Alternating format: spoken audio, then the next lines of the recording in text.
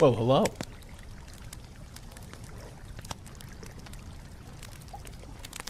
Welcome back. I see our story time yesterday didn't chase you away. Guess that means you must want to hear some more. Is that right? Is that right? Yeah? Yeah? Well, luckily for you, or perhaps unluckily, we're going to be reading a little something different. So nothing quite as cursed, unless we go back down that route, which we really could. Going to be doing something a bit more appropriate for storytelling by the fireside here. Oh, we're going to be doing. Let's reading some ghost stories. True ghost stories. Because no one, and I do mean no one, would go on the internet and tell lies. Especially about something paranormal.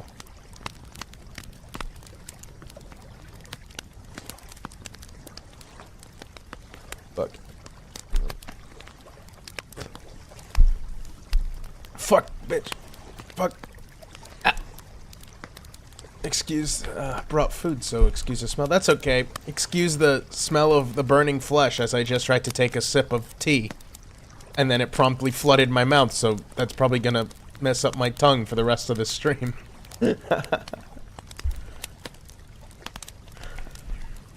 try this again.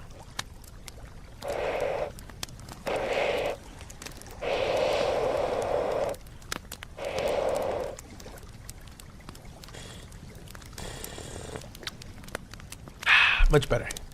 Much less burning in the mouth. But yes, I was scrolling Reddit today, seeing if we could find any good ones. And I didn't.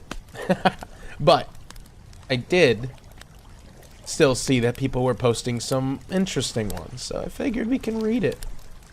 Read some of them, and then maybe there might be some paranormal stories that we could find in association rather than ghost stories. Excuse the broken neck there as I just tried to crack it. But yes, we'll hop right into this one, because it doesn't need any introduction.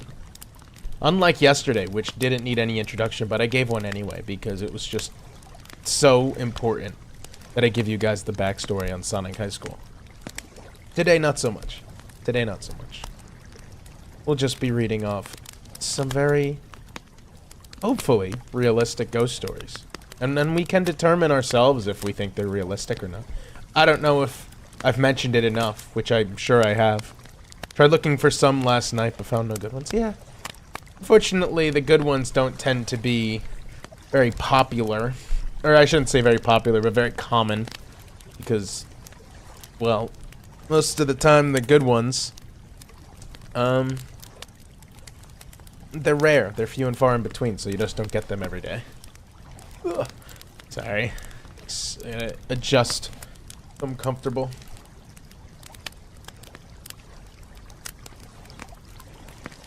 This one. Oops. Wrong window. How do I... Oh. Here we go. Here we go, here we go, here we go. Screen. Okay. So this first one comes from user Werner Verklempt.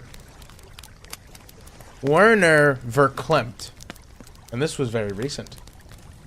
Very recent as in 17 hours ago. And like I said, we can determine if we think that this is fake or if it's not. But I imagine most of these will probably be more convincing, as we all know Redditors tend to be a little more stickler for the rules, and the number one rule here is no fiction. So, we'll see. This one's titled, The Doorbell. My sister died of cancer in 2012. I lived with her for several months beforehand and would frequently help her however I could. It was a really bad time to sneeze. Ugh, excuse me.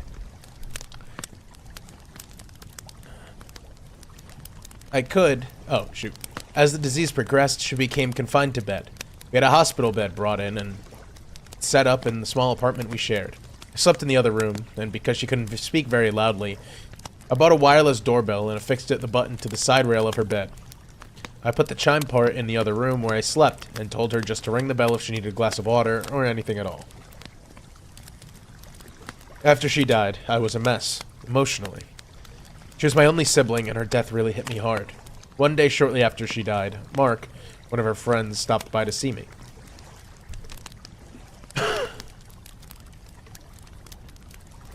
We were chatting in the room where I had slept prior to her passing. The hospital bed had been removed, and the doorbell button and chime were sitting on the sideboard of the room where we were talking. I was looking in the general direction of the doorbell when I saw the red LED light on the button light up, the way it did when it pushed it. The doorbell chimed. Mark and I stopped talking and looked at the doorbell, and then each other. My heart skipped a beat, and I lost the thread of the conversation. Mark seemed a little rattled. We didn't really acknowledge it at the time. Never happened before or since. I still have the doorbell in a cabinet somewhere, I think. I'll just bring it out someday and put fresh batteries in it and leave it out, just in case. It's very short, but also, you know, very subtle. I like that. Really, really like that. Top comment, only comment actually. This comes from Vegas Bjorn. I've had something similar, but the wireless doorbell was part of a secured access entrance. I worked in the building for 14 years, and there were plenty of stories of the ghost, but I saw nothing. My last night before I left the company, I was chilling with several people, and the topic of the ghost was discussed. I mentioned that I believed that there was something going on, but never witnessed anything. Just at that moment, the entryway motion sensor light came on, and the doorbell rang, but no one was there. We all stared as no one was by the entryway and looked at each other without explanation. I think the ghost was sending me a message on my last shift. Very simple. I think these have some realm of plausibility, I would say. Little degree of, you know, if you want to really play realist here. I don't know, maybe they could just malfunction sometimes, right? Like the Ring doorbell that this guy had for his sister. I'm sure that it could have just misclicked. Especially if it only happened once. But still, you know, if it's just not so long after she passed, then it really does. Really does. Kind of weird you out, doesn't it? Oh, we got a long one. Hold on, we got a really long one here.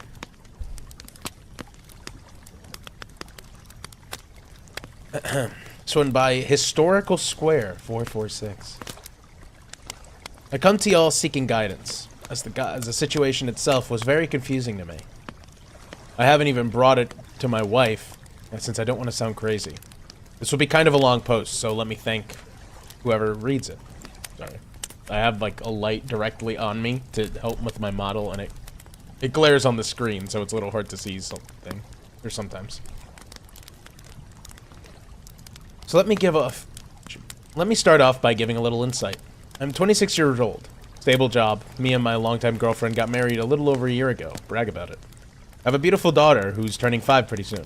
Me and my wife are still unsure when we want to live permanently, so we signed a new lease with the apartment back in June. Now off rip the apartment is a beautiful home. 2 bed, 2 bath, nothing huge, but it fits our small family pretty comfortably.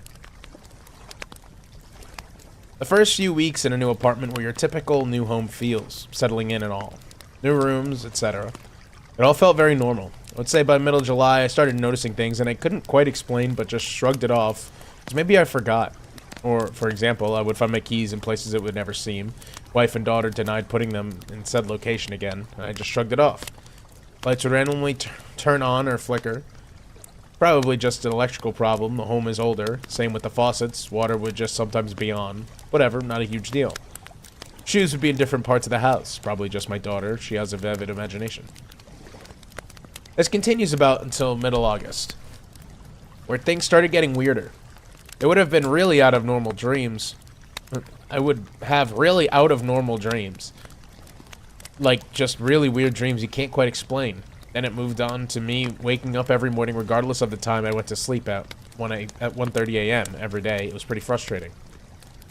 Then add on feelings of being touched in my sleep, waking me up, like I'm talking real physical touch here, where I would ask my wife to stop touching me in my sleep, and she would respond with, "She's not touching me." Weird. And it kept happening on the regular. Not daily. However, I am still waking up at 1:30 a.m. almost every day. There's a constant feeling of I'm being watched. Like I feel someone staring at me, but no one's there. It's a strange feeling. Well, last night, or I guess this morning, I got off of work at 2 a.m. Got home closer to 3. My wife has to wake up at 6 a.m. to go to her job, so I decided I was just going to sleep on the couch since I wanted to catch up on some Netflix shows. I really have free time to do so, and ended up falling asleep if I had to guess right at 4 a.m. Sorry, there's no punctuation in this post. It's like one long run-on sentence because he just keeps adding commas where period should be. And I rarely have free time to do so, and ended up falling asleep if I had to guess right at 4 a.m. with the TV still on. I know, bad habit. And tonight was the weirdest thing yet. Yet again, I felt like I was touched on my shoulder in my sleep, and it made me jump awake, kinda scared, and look around to see what that was. Well, in my apartment, the living area is all connected, so the kitchen is behind the living room, and right behind the dining room, all open, no doors connecting one or the other. When I sat up on the couch, my eyes drifted to the kitchen, and every single cabinet was opened. The breaker box was open, the microwave was open, all my drawers were open, the pantry was open, the AC housing door was open, and my first thought was that someone was in the house, so I immediately grabbed my firearm and go room to room. Nothing out of the ordinary. So before I closed everything, I decided to take a quick picture, which I will post in the comments, and it came out super distorted. I can't explain it. I'm faced with genuine confusion about what to do. I plan to start praying more, maybe going to church more, since we really only go once or twice a month. Can anyone offer me any insight? Maybe some advice on what to do. I genuinely feel like I'm going crazy, but this is starting to get weirder. Here's a link to the Imgur photo, as I could not figure out how to actually post it in the comments. Please do not open on the other monitor. There. Bro. My man. Did you see Bigfoot? Oh my god. Like... What... Like... my mans. I know you said it was distorted, but like, damn. What the... I don't even know what I'm supposed to be looking at. Oh, man.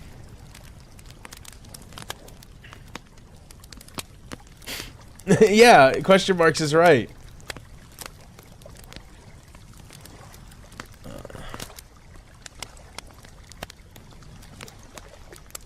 Oh my god, someone has a really long... Oh my god, someone has a really long explanation post here. Hold on. Let's settle in for this one.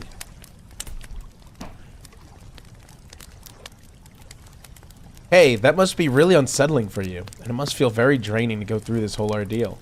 Yet, I'm really glad you provided all that detail and a whole lot of context, which really helps understand your exact situation. Yeah, forgive me in advance, as it may be a long response. For people to actually experience that type of encounters is rather common around the world. However, unfortunately, the way you described it at first aligns very well with what is referred to as the manifestation stage, where the entity is gradually manifesting in your home and your life, leaving symptoms and traces there and here, and gradually testing the waters. However, this entity, from the manner in which you described it at present, seems to be mostly interested in you. However, as the months progress, the new set of symptoms you described, unfortunately, are no longer those that align with the manifestation phase, as often as it stops there. Flickering lights, objects misplaced, feeling watched and followed, waking up at random hours in the night, strange noises, smells, and unexplainable sounds, alongside unsettling dreams and a disturbed sleep pattern. And it just mostly stops there. However, in your situation, as the months progress, the new set of symptoms you described began to align with the second stage. The second and more uncommon stage is referred to as the oppression stage. Tea break, hold on.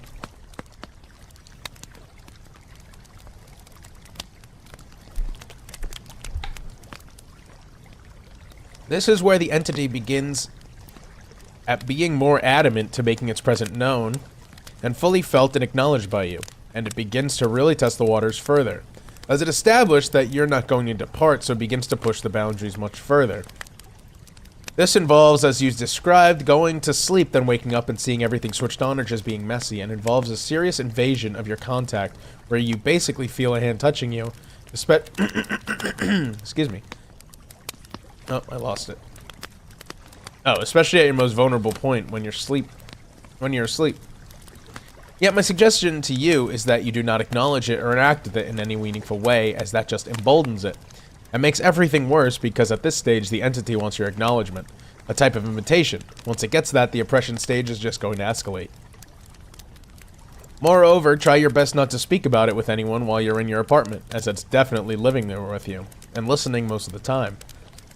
This entity, from the way you described its behavior, also appears comfortable and well acquainted with the surroundings, which indicates that it has been nested in the old apartment building for a very extended period of time. So from its own perspective, it basically views that you're the one that has entered and trespassed into its territory, as this specific apartment seems to have been vacant for a good amount of time. I believe the entire apartment building may likely also have been more vacant apartments, especially in your own floor. And the way you've described it, there is a high probability that you are not dealing with one, but multiple entities nested there.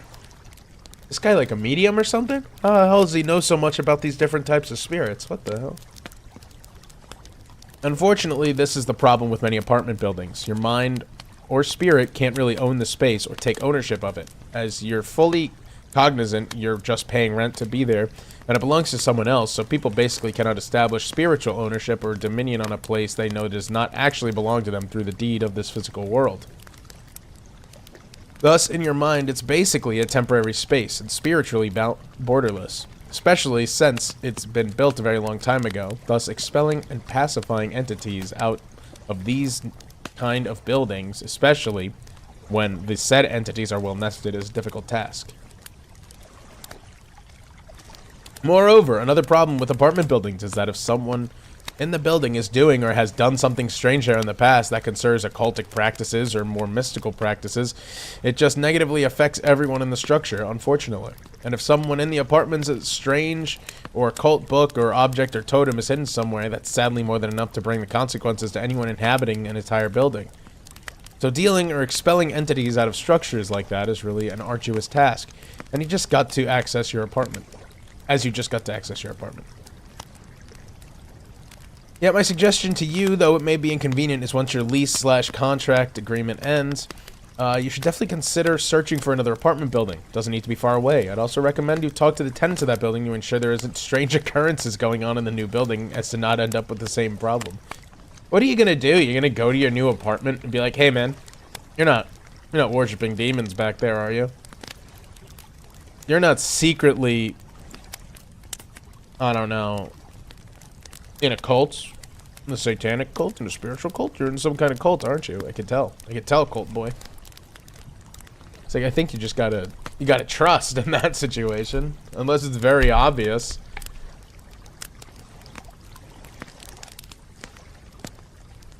Thankfully, the apartments I live in right now are not very old, so I don't have to worry about that, at least for a while.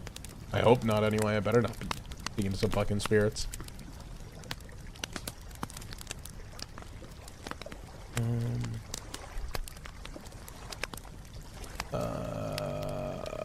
Where was I?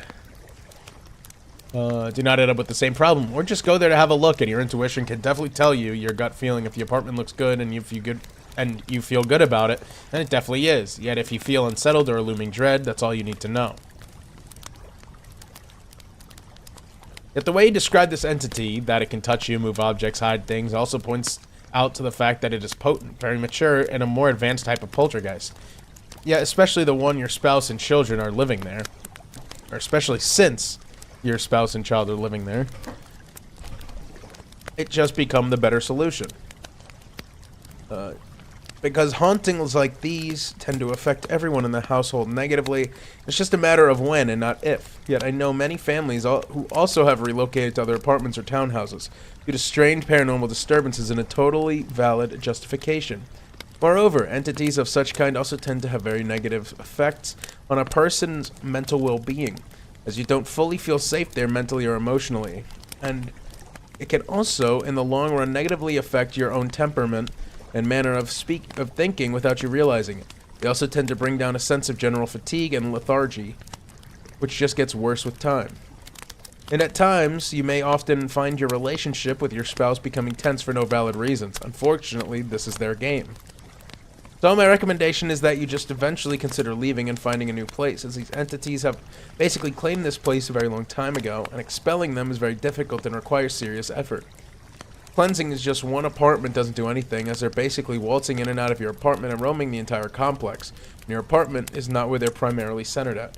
It's definitely a good thing to start praying to God and praying for your protection and help keep them away from you. Shield you and your family from them. Good luck. If you've got any questions or any details, I'll be glad to help. What the hell? This person's a fucking expert.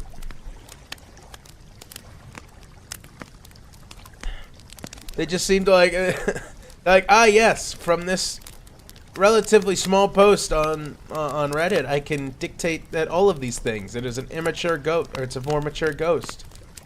But you can definitely, you'll have to move, and then you will have to also exercise your entire apartment building if you plan on living there. Right, you wrote it sounds like it's getting stronger, more aggressive. Could try it. Having a priest bless the home or cleanse the house yourself, burning incense, that's culture appropriate. Ringing bells, clapping. You are more powerful than it. Don't let it run you out of your home. Have you checked out the history of the land where this is located? You have the power here. I would give them a warning by saying it out loud. We live here now. You can stay if you don't bother us. I understand you're trying to get out, but get our attention, but we cannot help. Please move on and stop. Think, don't calm down, and consider asking yourself what you can and can't live with in terms of these weird things, but you're definitely the one to call the shots. Good luck, dude. I don't know about you guys. If I'm living in a haunted house, I'm getting the fuck out of there.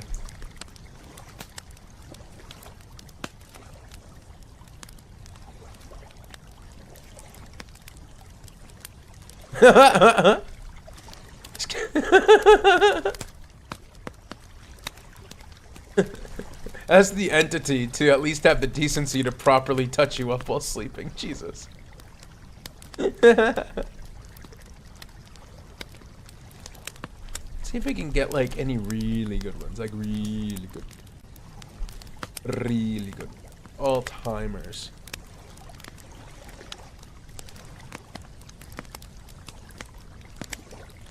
Ooh, yes. All-time top.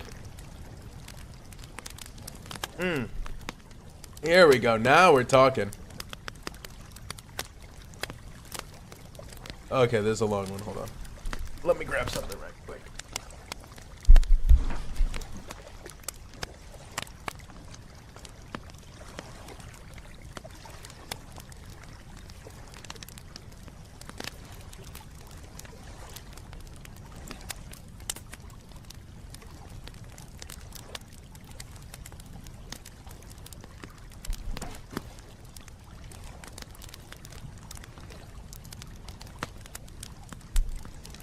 I really like seeing my model spaz out whenever I sit back down.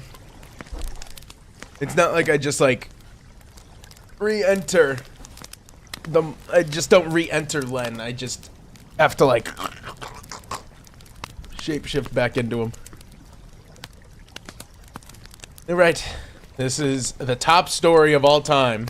This is the greatest ghost story of all time. Oh, hold on. Oh, it feels like something just flew up my nose. Oh,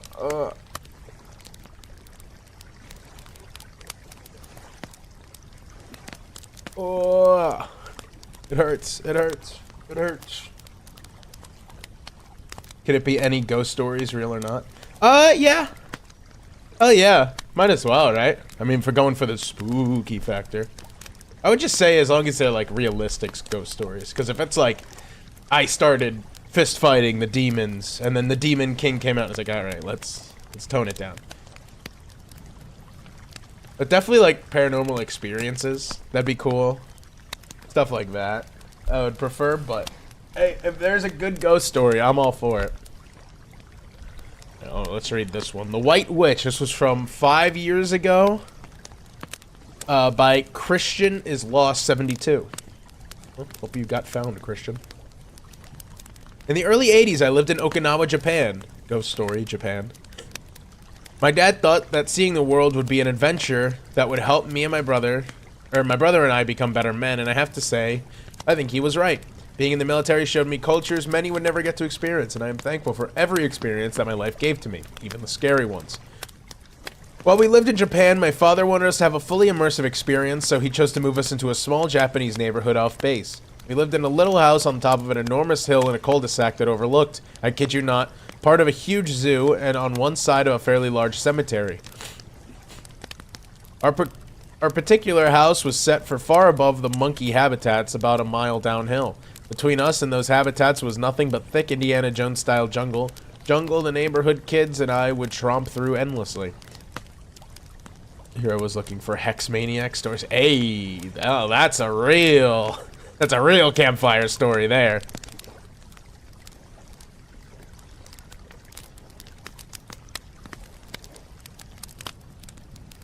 Ignoring local warnings about poisonous snakes and ancient untripped mines from World War II. Oh dear.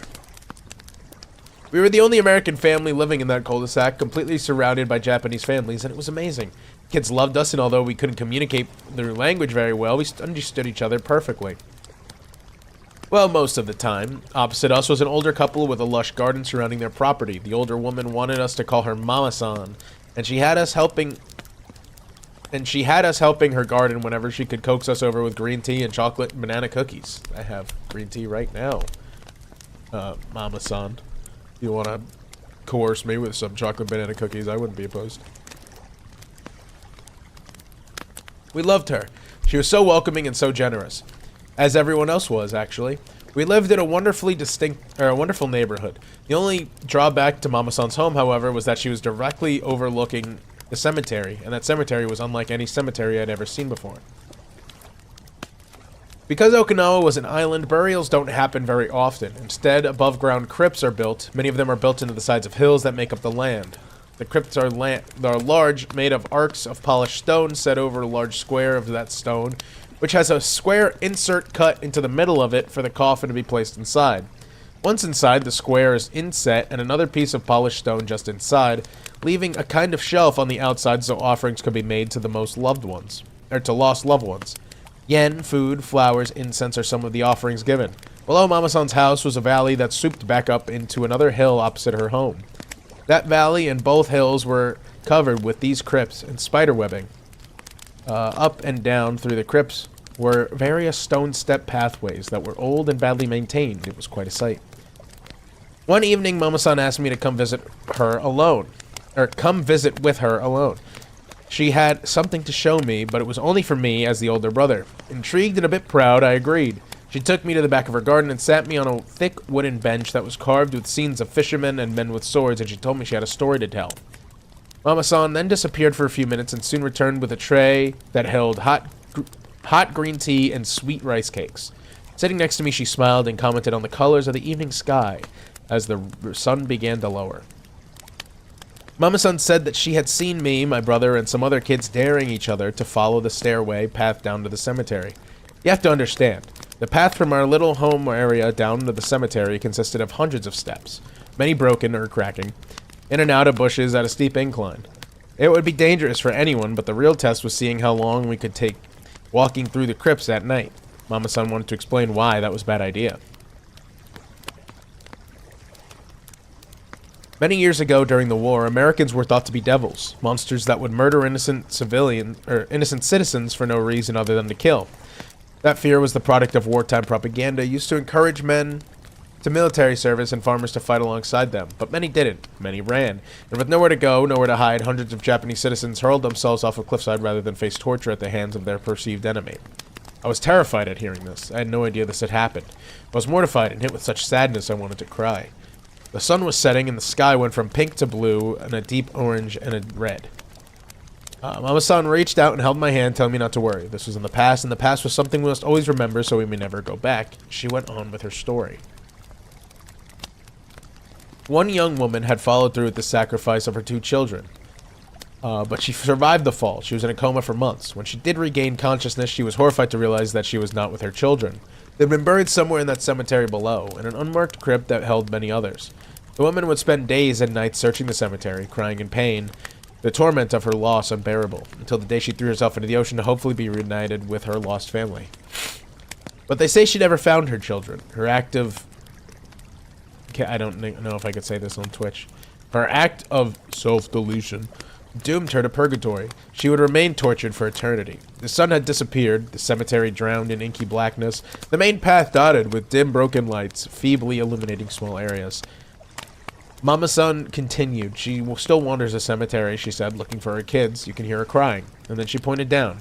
I didn't want to, but I did. I looked. In the back of the cemetery in the darkness, there was a white figure. At first, a bright white shimmer, moving slowly, kind of shaky, and it moved from side to side. It was moving among the crypts, and you could actually hear the crying. Softly at first, but then low moans and whimpers of pain as it got closer. I was terrified. I wanted to run, but Mama-san held my hand and whispered that she wouldn't come up here. We were too far, but that's why we shouldn't go down there after dark. She said many don't know her story and call her the White Witch, which angers her. It's best to stay away. It's best to pray for her. Mama-san said that she often comes out to see her, hoping one day she will find salvation. Needless to say, I never went down to that cemetery. Not once. And I never sat back there with Mama-san again, either. That was enough for me. I did, however, visit Self-Delete Hill. It's called Peace Prayer Park now, out of respect. I cried the whole time I was there. I prayed for the souls and for forgiveness. So many Japanese citizens spoke to us, welcoming us, telling us stories, sharing with us. I didn't feel worthy, and my love for the country and its people were overwhelming. I'll never forget my time there. I'd like to go back to see if it's still there. Wandering the graves, looking for her children. That's very cute. Texan, not again. Don't worry. This one is not cursed. This one, we're reading ghost stories this time. Nowhere near as cursed as we were reading yesterday. Okay, yeah. Alright, so these are the last few I've read have been personal accounts.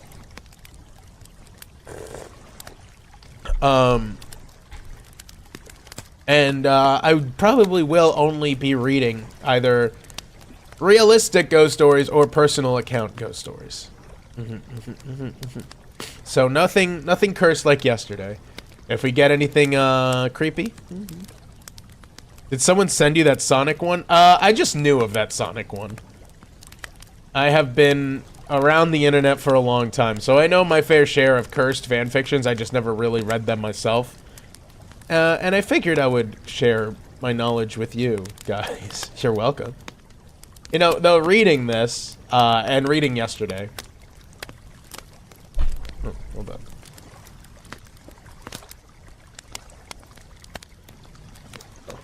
Don't think I can handle another balls and penis and asshole incident. So generous. Yes, I am very generous with my knowledge. So the readings today and yesterday gave me the idea of, to a much less extent, maybe doing like a book reading stream sometimes, like maybe like make it a weekly thing, because I like reading. I just don't do it a lot because I have the attention span of like a rotting grape. So maybe on like Fridays we'll do like a little book club thing. Maybe. And I have a bunch of books that I want to read anyway. So maybe I'll just do like long streams where I just do a little story time and we just read together. And then we'd stop like after every chapter and like discuss shit. And I think reading with you guys would help me comprehend books a little more. Because there are times when I'll be reading books and I'm like, wait, when the hell did that guy die? Or what the hell is this carry? Brain of a fish. Have the fish brain of a memory. Ah, statement. Yeah. Fish brain of a memory. It's very true, though. My attention span is dead, and my memory is even worse. Don't even get me started on my eyesight.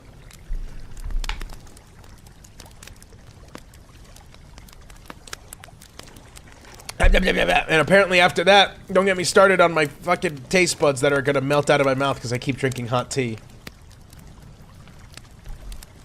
Let's see if we get any, like... Can we get any, like, cryptid encounters? Cryptid encounter stories. That'd be cool, right?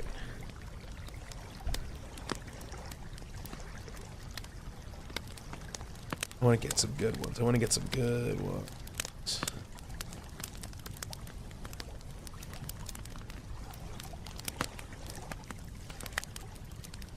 I don't want to read a I saw a BuzzFeed article, but I don't know if I want to read that.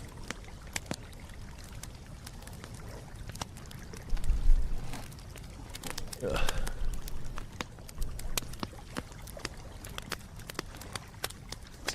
Let's see. Where can I find this? Cryptid correlation.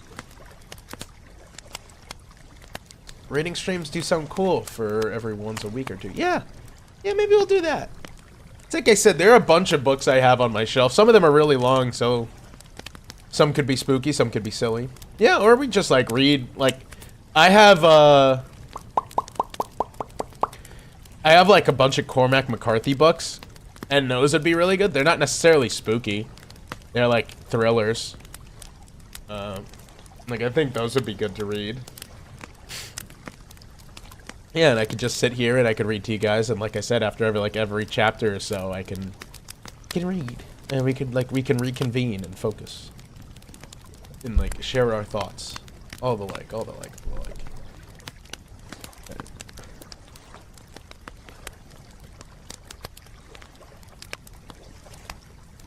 Alright, so here's a thread.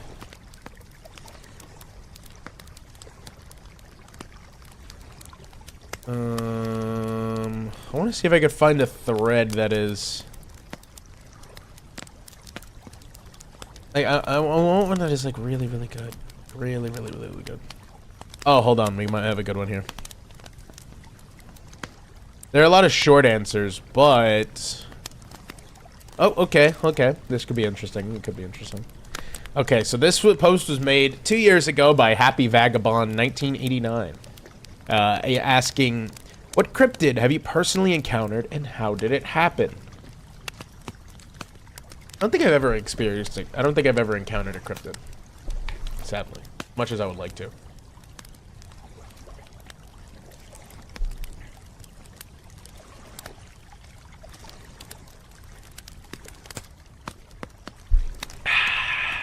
Okay. Oh, this one. Kate Cthulhu Doodles. Mothman. It was an outdoor movie night at one of my relatives' house, and I saw a hairy, furry, black figure with long arms and glowing red eyes in the tree line staring at me. It was hard to see since it was almost dark out, so I didn't see if it had wings or not. I just stood there and didn't move apparently until I had walked away. When I came back, it was gone. I was probably around 7 or 8 at the time. I wasn't scared when I saw it, I was more so intrigued. It just didn't seem threatening or anything. I went to go get someone else to see it, but it was gone, but when I get back, it was significantly darker outside. Understandably, no one believed me. You don't do well with horror, but I'm managing. Ooh, interesting. I don't tend to have an issue with horror, especially not with movies. I pretty much have become immune to horror movies. Like, slasher movies are one thing, just because that's like, ew, gross. But, like, regular horror movies, I'm pretty unfazed by. Because, like... I was more so intrigued. Is bro young Wendigoon? He might be. I mean, that's how I am. I would love to see a cryptid. It'd be so cool. I want to go cryptid hunting. But mostly, not, like, because I think I'll find a cryptid. I just want, like, the experience. Like, if someone offered me the opportunity, like, hey, do you want to go into the Pacific Northwest and go camping for a week to hunt Bigfoot? I'd be like, not necessarily, no. But if someone's like, do you want to spend a week with Bigfoot hunters in the Pacific Northwest? I'd be like, fuck yes, I would love to spend a week with Bigfoot hunters. Like, I think people's experiences with cryptids are way more entertaining of an idea than, like, actually finding the cryptid itself. Like, if I saw the Jersey Devil, I'd be like, holy shit, the Jersey Devil. But I wouldn't necessarily, like, ever seek it out. But if I went to New Jersey and there were a bunch of people, I'm like, oh my god, I encountered the Jersey Devil when I was, you know, 15 or something. But, oh, yes, tell me more. Tell me, please. I want to hear, I want to hear, I want to hear.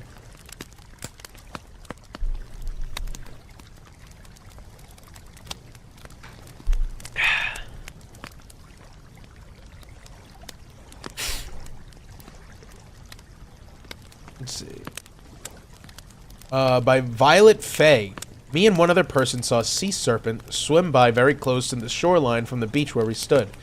So in the southern part of the U.S. on the Atlantic, about 9 to 10 in the morning. It was swimming very casually along the shore, headed south. Very obvious that it wasn't anything common and looked similar to the Gloucester serpent show in the pic above. We did not see its head or face, only parts of its body emerging from the gentle waves. It was very thick, about 12 to 18 feet long, black to bluish in color. This was in 2023. Not exactly sure what we saw. My companion, who loves the ocean, was so spooked that he wouldn't go swimming. Usually he's fearless, so this really made me question what we saw. Neither of us have ever seen anything like it in the ocean before. We've lived up and down the East Coast Atlantic all our lives. Spent a lot of time on the water. I'll never forget this experience. Maybe I'm dramatic, but even the energy in the air that morning felt different. Needless to say, the ocean is mysterious and massive. It's not hard to believe that many unknowns could be lurking beneath the depth. Probably an oarfish. Someone said in the comments it's probably an oarfish. Hold on, I'm itching my eye. I can't read the rest of the comment. Ugh. Probably an oarfish, especially at dusk or dawn, as they'll come out to feed near the surface. From Pirate Lantern. I saw Sasquatch on a family trip as a kid. That was around 91, 92. We were traveling in my aunt's RV and we're near Lodi, California. That's your first issue, was going to California. Headed to her property in the country. We were on a desolate road with only trees around it. It was 3:30 in the morning and I couldn't sleep, so I joined my aunt on the front as she drove. Suddenly we see a figure walking on the side of the road. The figure was tall, covered in dark hair, walking on two legs with its arms at its side and conical-shaped head. Sadly, I wasn't smart enough to turn around and look, so I only saw it from behind. Real. At that time of night, as a kid, I'd been terrified. I should also mention that it was 30 years ago, and we both still remember it. Interesting.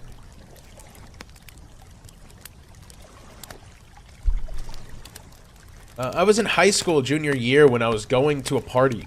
Used to drive a Mustang, not muscle car, and driving down a road near my high school, I saw the lechuza, Mexican witch owl.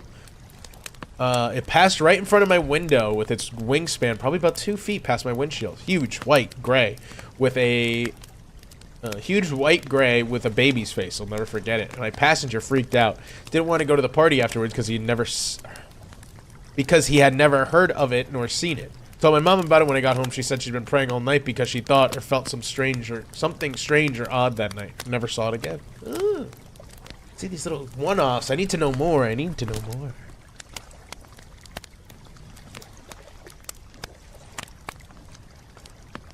Maybe I should look up, like... Ooh, what if I look up, like, Sasquatch stories? Or, like, Wendigo stories? Maybe.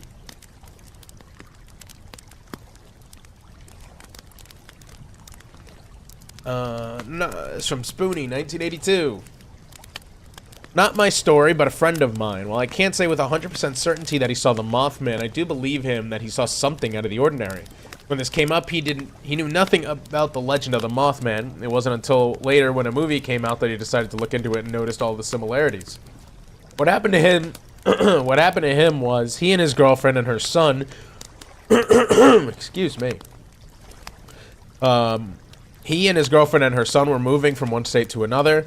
I think they were in Virginia area at the time. This peculiar night, they pulled over in the parking lot to sleep. They actually had two vehicles with them. One was driving the car and the other was following them in the U-Haul.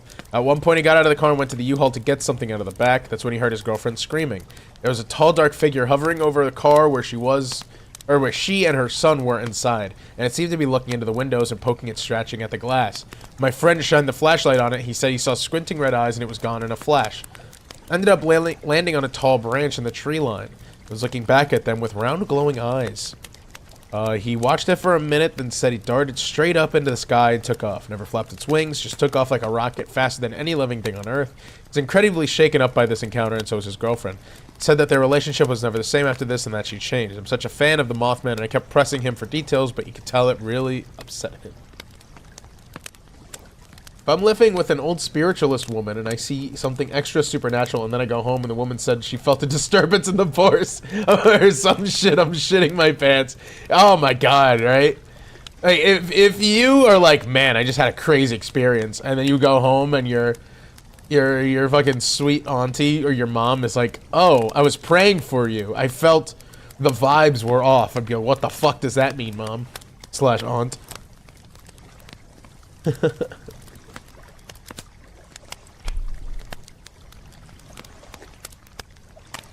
Let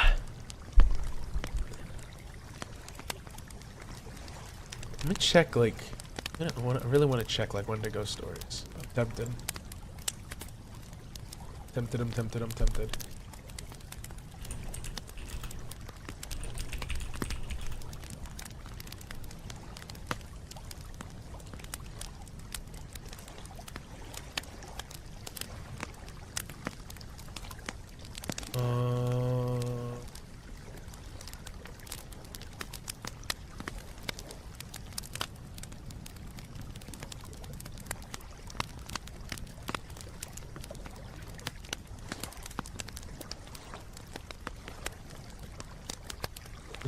Grandma, what do you mean that the gods were unhappy with me for a bit?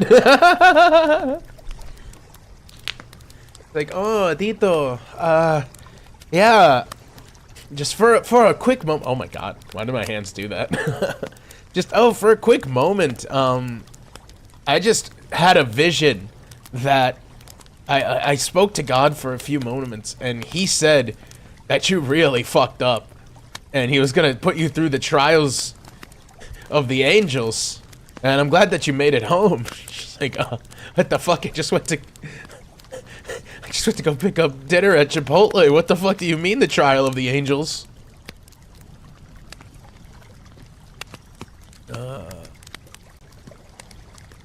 Okay. Ooh, we have one from a long one.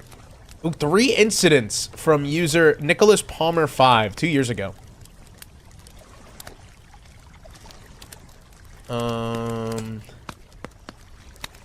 The first comment, I didn't even read the story yet. The first comment just says, learn how to use punctuation. Okay. This is a true story, but I don't know if it's a skinwalker or something else, but it is still scary now. I would like to say that I will put this story into what we call the incidents. Incident 1, the window incident. So the window incident, or incidents, is me being awake at 10 to 1 a.m. at night. So at these, or between these times, I would hear knocking or scratching at my window, and some people would say that it's the window adjusting, it's raccoons, possums, or bugs, or rats hitting the window, but the window has never adjusted before. The window is so tall for an animal like the ones I listed, and even if I turned my lights off, I could still hear the tapping. One night I was laying on my bed when I heard the tapping, but I heard footsteps and something on 2 legs outside. Then in the living room door opened, and I heard footsteps again, but they sounded like it had claws at the end of its feet, walked around, and then outside, closing the door. What the fuck? Get a gun. Get a gun. That is someone in your house. Get a fucking gun. Oh my god. Incident 2. My pets are possessed or something.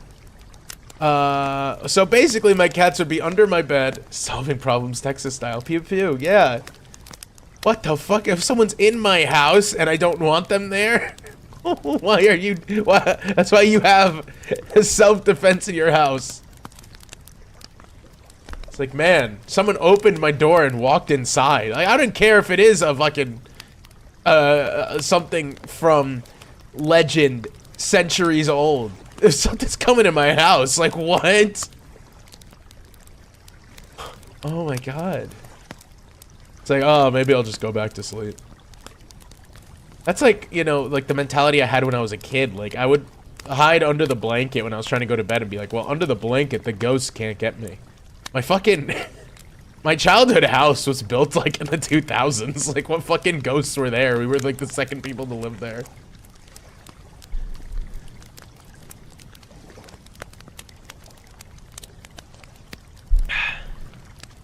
Incident 2, my pets are possessed or something. So basically my cats would be under my bed. You may think or say what's so scary about that?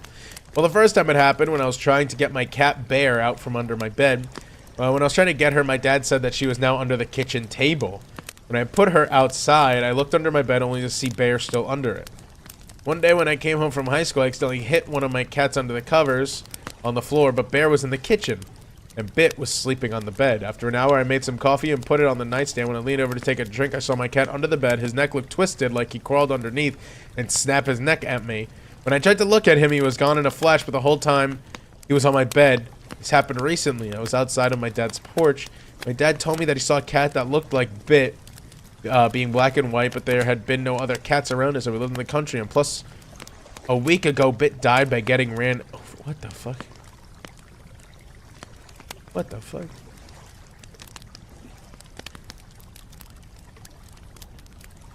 Hell no.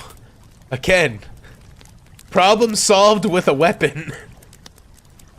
What do you mean? I mean, I don't know. Maybe that's just a stray cat.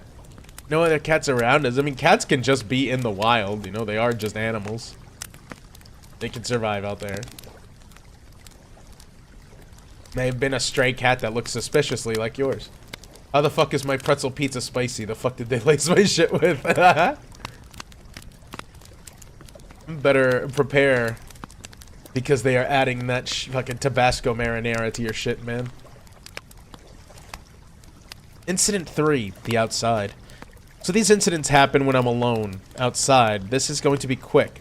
The first one happened when I was outside and I heard rocks being thrown at the roof. At the porch, there were no storms or hail. It happened randomly. It's the last thing that happened and still happens when I'm outside. I hear and see our garage move, something slamming into it. You might say the wind, but it's not windy out. Again, I think someone's just fucking with this guy. I mean, the cat thing is weird.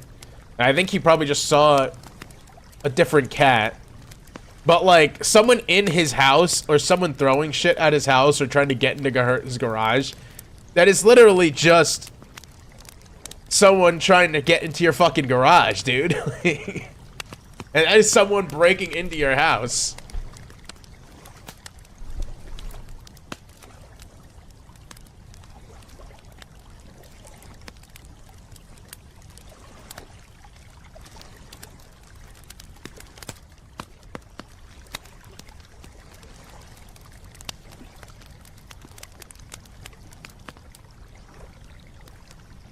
All the people in this comment section are just talking about this guy's grammar. Like, not one person has mentioned his story. I feel bad for him.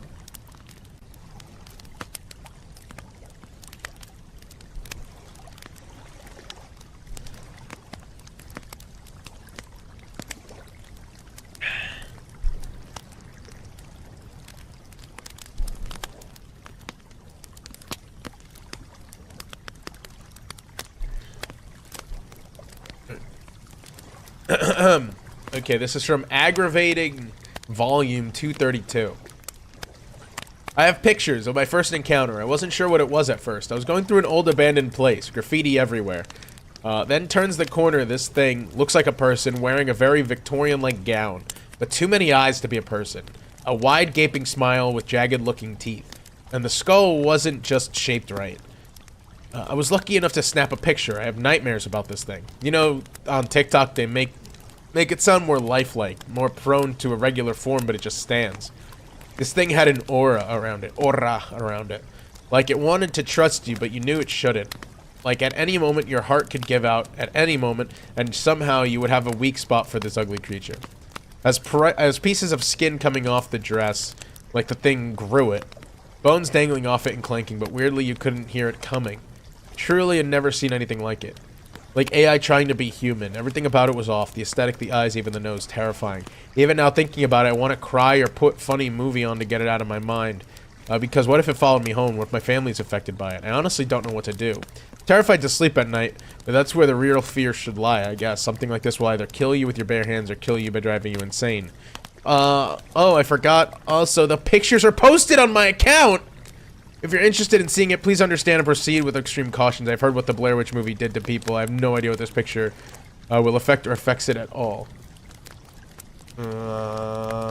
Yeah, fake? Yeah, maybe. But I also, oh my god, I'm curious to click on their account, but I'm also terrified too. Let me see this shit. Go look up Aggravating Volume 232 on Reddit. User Aggravating Volume 232. Because I don't want that. If this thing is cursed, I don't want that shit to fucking. I don't want that shit given on me.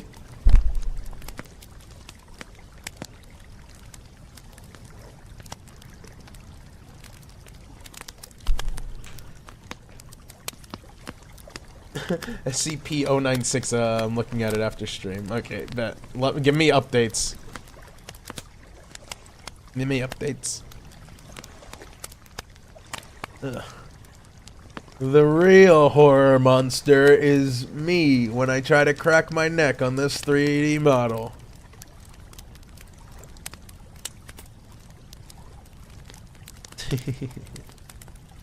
And this is Ambitious Audience 80. Well, this happened a little while back. In my hometown lies a haunted forest, according to tales. Me, my buddy, and a female friend of mine went to explore because we were ballsy like that at 1 a.m. Real. Actually not real. I think the later it gets, the less ballsy I am. If someone's like, let's go into the woods at 2 in the afternoon, I'd be like, yeah, okay, I guess. But if someone's like, let's go into the woods at 2 in the morning, I'd be like, what the fuck are you on? I'm staying inside.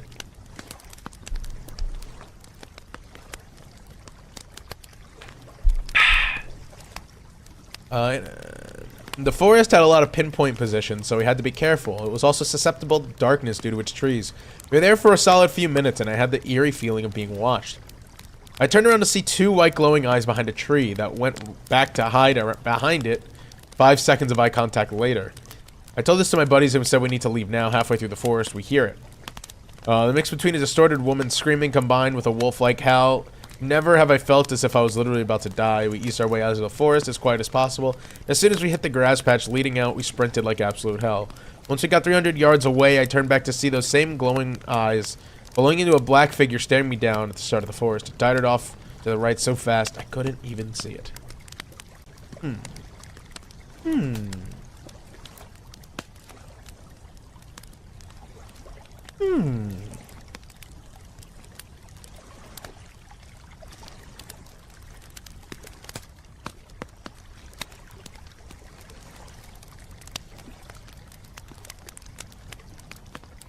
I hate getting answers that are just like jokes at the end of it. Ugh,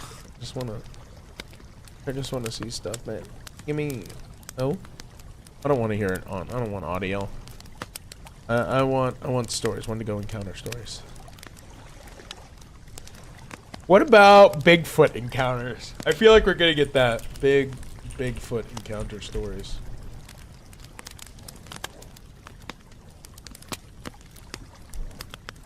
This one a good one? Ooh, maybe. Minded that we're at 60 followers, guys. Only 40 away from the goal. What did I say the goal was? Oh yeah, it was like karaoke again, and then like I make a Discord server, right? Something like that. I think I also had another thing thrown in there for a bonus for 100 followers. I kind of want to do more stuff like this, where I do like themed weeks. Which this was totally like, this little aesthetic, the camping stories, this was something I thought of, like, what the fuck? My hand just went through my head. This was something I thought of, like, I mean, the Reddit, or not the Reddit, the bad fanfiction stories was already, did you say Discord server at 50? Did I say that? I don't think so. I thought it was just karaoke at 50. Oh. Oh dear, I hope I'm not lying. Or maybe I said like, maybe at 75 I make a Discord, so it's like steps. So 75 Discord, 100 another karaoke where it's all silly songs again. But yeah, I came up with this camping idea like probably a couple hours before stream yesterday, and I was like, oh, what if all this week I just read stories, and it's like we're camping together, and I'm telling you stories. And I was like, oh, that's so cute. That's such a cute idea. So maybe I could do more themed things like this. And then if, you know, if we find stuff like that, that'd be really neat. I would just have to find more theming. Like, I think like ghost stories and cryptid stories like this, it works for camping. And then the bad fan fiction, I mean, just reading. And then I could probably, you know, we read something tomorrow. Maybe we read something Friday. You know, finish off the camping trip nice.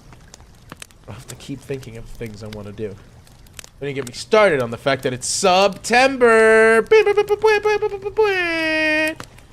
September. If you subscribe now, you can get it for the low price of... Fuck, I don't even know how much. I don't think I ever set prices. I think it's just like one tier. Isn't it? I think it's just like... I think it's just like $5. I don't even have emotes yet. I don't know if it'd be worth it to sub to me yet. Unless you don't want ads, which I would... Barco! That's her first sub! Oh my god, thank you! Yeah, it's the first sub! Wow, I better get to it. Thank you so much. It's the first time we got a sub on this channel. Woo! Hopefully that translated well. No, thank you so much. I really do appreciate that. Well, I guess I better get talking to artists about commissioning those emotes, huh? Because, right now it is just... Don't use that emote. It literally is the only emote I have, and it's not even anything. I don't even know what the fuck that emote is. It's just like the default emote when you start.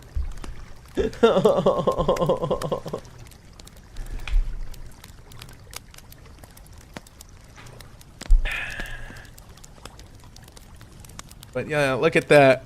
We are 1/10 of the way to our goal, and I have a sub point. What the fuck do sub points do? I don't know what sub points are. Can I buy something with sub points? Can I like put it towards something? Huh. Alright, let's get back to reading about some Sasquatch encounters. Ooh, wait. Oh, maybe Friday night, because I can't stream until very late on Friday. Like probably like 10. What if I read... Ooh, what if Friday is like aliens? What if we do aliens on Friday? Because I got a book on alien encounters. I think I have like a few books on alien encounters. And then there's no shortage of alien encounters on the internet that I could read about. Ooh, what if we do that? That'll be spooky. We could stay up late. You could tell scary stories about aliens and then talk about girls.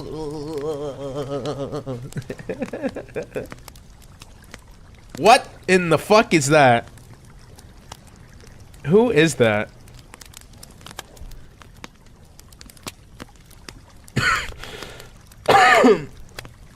That's Chumba. What the fuck? What the fuck? Yes, damn, she is really throwing it back, huh? That's talent. That's me right now. Is that because I mentioned aliens on Friday? Is that what it is? It's like as soon as I mentioned aliens, you started fucking throwing it back.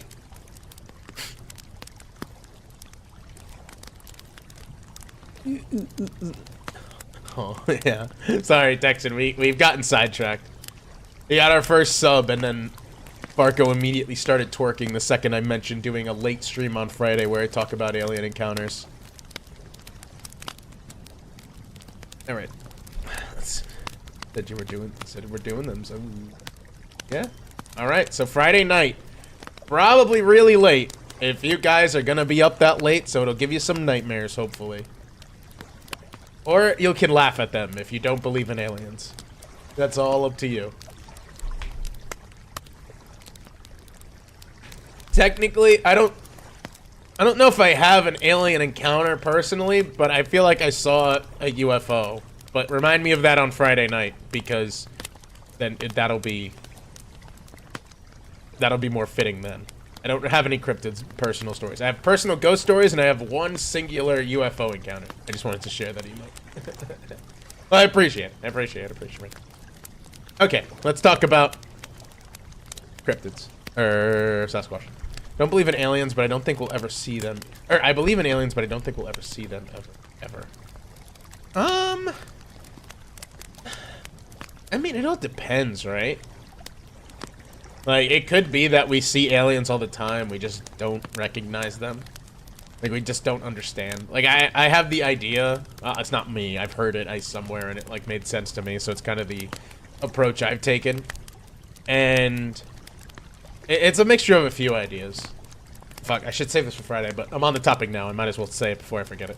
My idea that I have kind of come to accept is that, one, I think that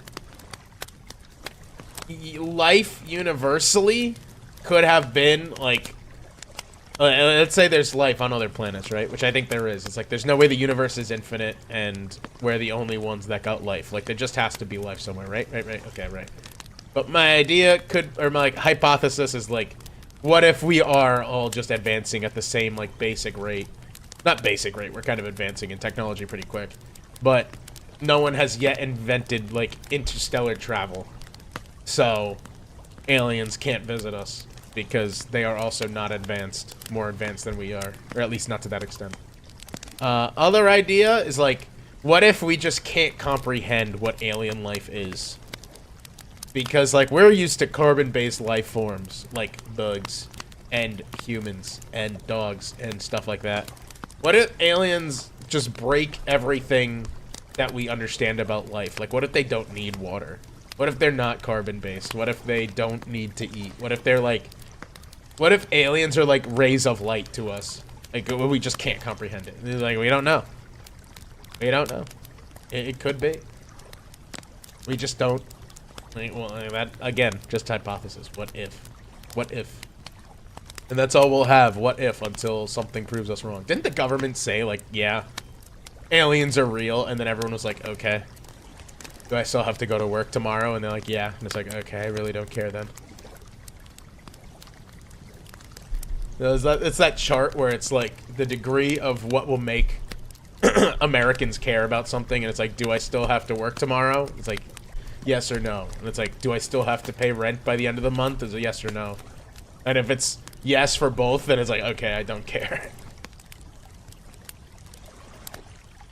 What if they're all actually overpowered women who can't be stopped? I welcome... Fuck, you beat me to it. I welcome our powerful women overlords, then. I think Barco has a type, guys. I don't know if you've noticed, but I think he has a type.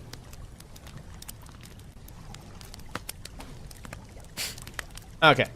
Before I keep getting too far off, we'll read some more. We're gonna go to Sasquatch stories.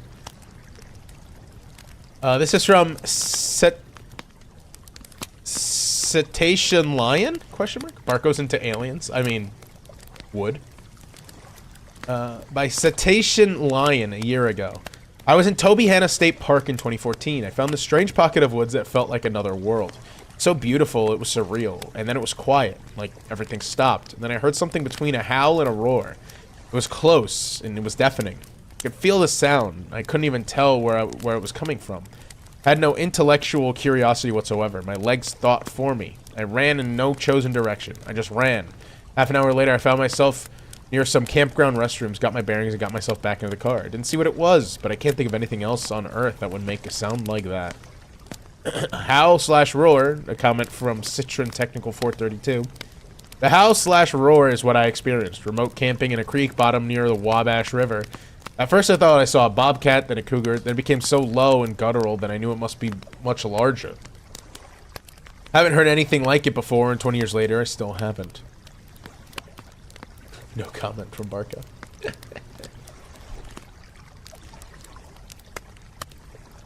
From Dusty Yams. Or Dust Yams.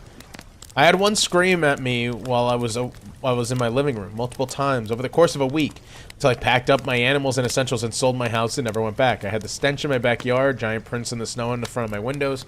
My yard birds would always go missing, and then the scream. It just wasn't a scream. I know what bobcats and cougars sound like. They're more like a screaming a freight train running through my chest. It was so unbelievably loud. Also didn't know what the fuck it was until about 10 years later. By OP, well-rounded Italian. A screaming freight train. That, my friend, is hands down the best description I've ever heard. So many people talk about roars and screams, almost indescribable, but that just nails it. For me, Sasquatch mostly sounds like gentle creatures, but I've heard occasional stories about much more aggressive individuals, and that seems like what you're encountering. I'm glad you're safe. You like the Twi'lek, don't you? Ooh, I barely know her. Culture? What are the Twi'lek? Sounds familiar. Is that like a Star Wars race?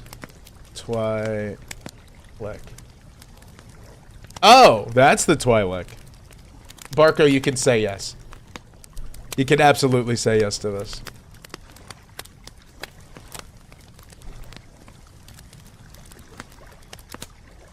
One second, Googling. Yeah. It's that... Absolutely can say yes to the Twi'lek. You can go a step further than... yes, you could say would.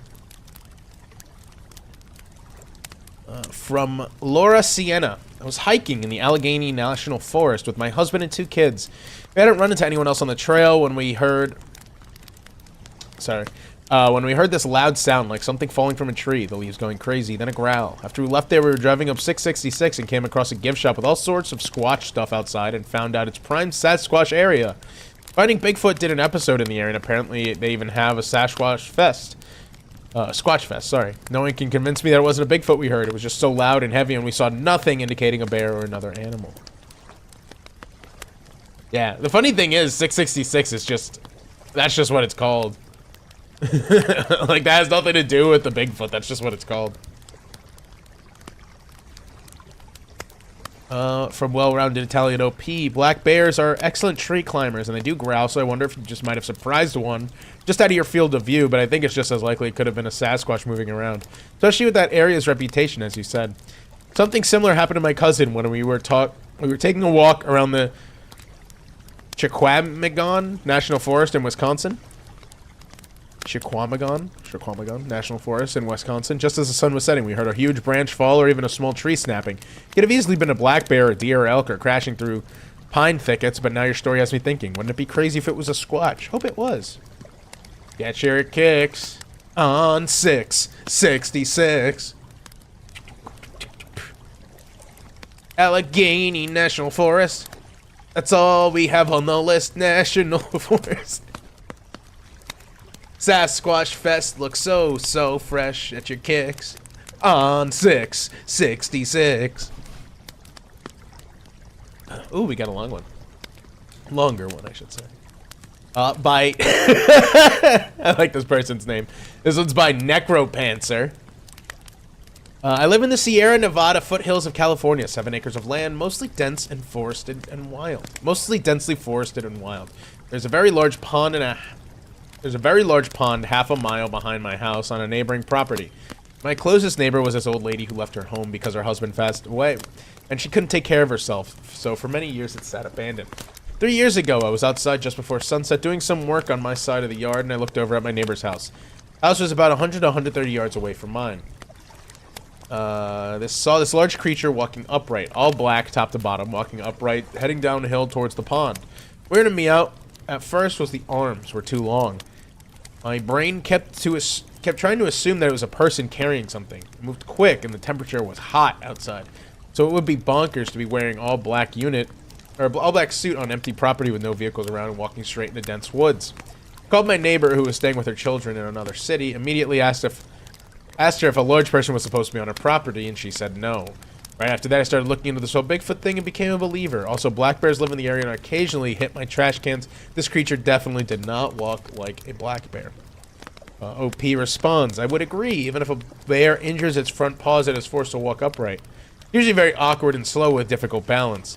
Maybe it was a female Sasquatch carrying her offspring if it was carrying something. Since many apes, like gorillas, travel nomadically in search of food and build nests to sleep in at night, I wonder if the Squatch you saw, assuming they are indeed apes, was sheltering in or near the abandoned house.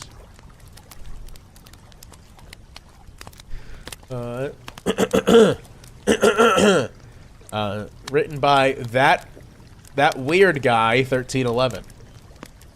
You smell them before you can see them. I have a story, but it would take too long to type. The closest thing I could describe the smell to would be raw earth mixed with body odor, mixed with mildew from wet clothes that's been sitting in the sun for a week, mixed with a cologne that's 200 years old. The backyard stank of it. The backyard stank of it the next morning. Saw its shadow. The next morning I investigated where it came from and left from and followed it. After seeing branches broken 12 feet up, they were about 4 inches wide. I decided the caliber I had fuck. I decided the caliber I had would probably only piss it off and headed back to the house. That was in Carter County, Kentucky.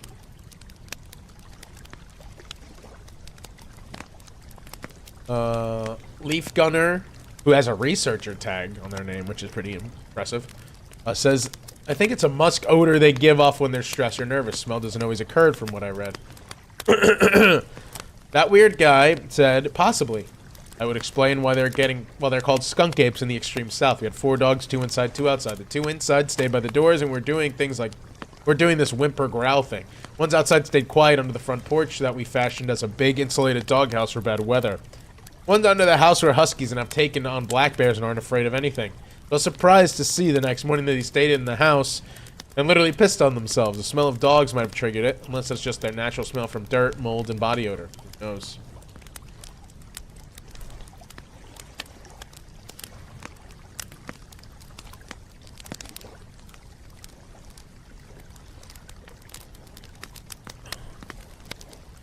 From Smatrick 1. Friend and I were walking on a trail through the woods late at night. It was almost pitch black with no moon, but we knew these woods like the back of our hands and were able to navigate. As we were walking, we suddenly heard brush being knocked over, parted up ahead on our right about 10 or 15 yards. We both froze in fear. We both froze in fear. I can't speak for my friend, but in my mind I had no idea what could be traversing through the thick brush like that. Late at night in the pitch black. It passed us by, roughly 5 yards to our right. I'll never forget the gait which it walked. Then, when it was directly next to us, it stepped on a branch and the snap made it sound like it was a 4 or 5 inch log. Then, just as quickly as it came, it was gone.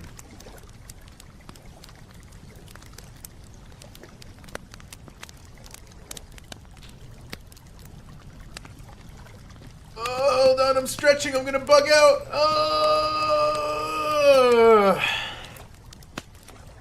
Oh, wow, I didn't bug out that much, did I? It did slap my desk, though.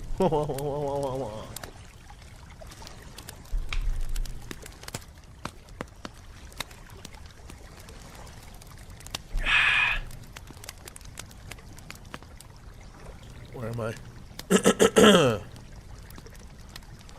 Fun Independent 2325 writes, last year, September 29th, 2023. I was staying at my sister's house in Carver, Massachusetts.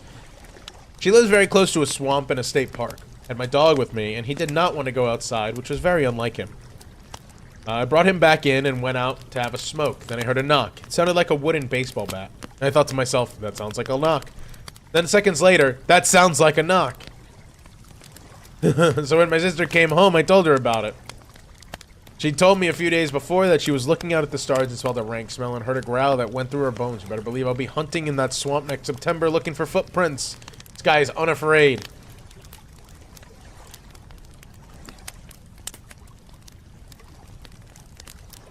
The guy had absolutely no reaction to potentially meeting a Sasquatch. He's just like, well, damn.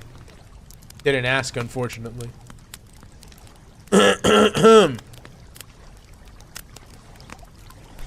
From Born Bluebird 7160. Hopefully he brings a rifle. Yeah. Might need something bigger than a rifle. Or at least high caliber. My father recounted his encounter to me. He was an honest, good man. His dog was barking one night, and he went out with a flashlight to investigate the reason. Blazer was barking at the apple tree near a stream at the back of his property. Suddenly, something flew out of the tree and knocked Blazer over.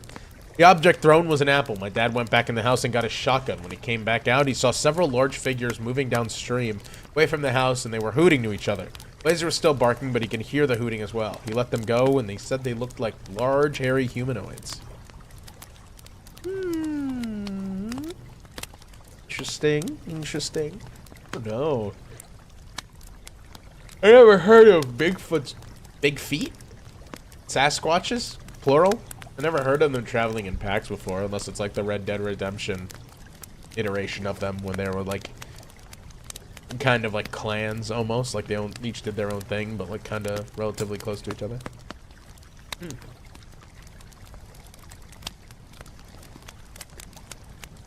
else do we got? What else do we got? I want a good long. I want a good story. I want a good story. Give me a good story. Look up. I'm gonna look up best Bigfoot encounter stories. Best Bigfoot stories.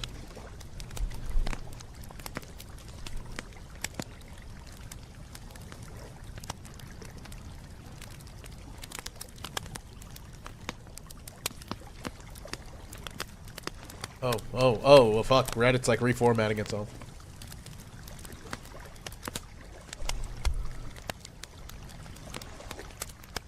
Feed pics, what? What the fuck? What the fuck? What the fuck? Ah! Ah! No! Ah! No! Stop! Oh, God.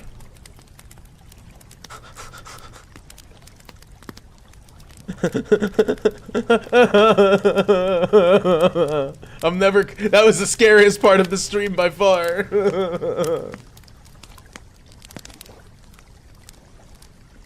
I clicked on the auto mod, and it took me to all the auto modded comments, and all the auto modded comments were just feet pics, feet pics, feet pics. I don't want that. Oh, I don't like it. I'm really glad I wasn't, I'm not streaming the Reddit screen because, oh god. The Sierra sounds. What the hell are the Sierra sounds? Oh, and I have to look up what the Sierra sounds are.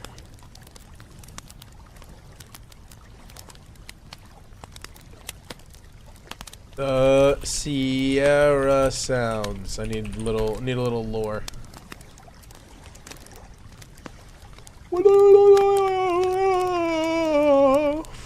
Oh, Mr. Ballin, I know him.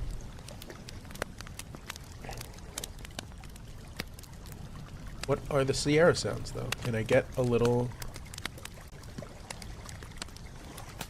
Can I get some... What were the Sierra sounds?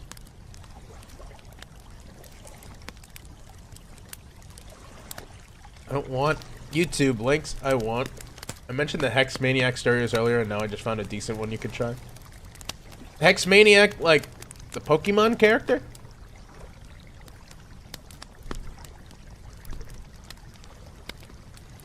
Or you do it like, ooh, maybe that's another idea we could do by the campfire. Maybe we do some video game creepypastas.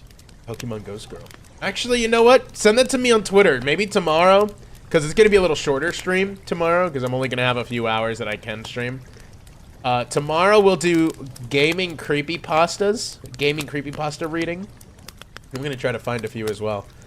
And then Friday we'll do alien encounters, and that'll be a really late stream, so you can get all scared. All scared.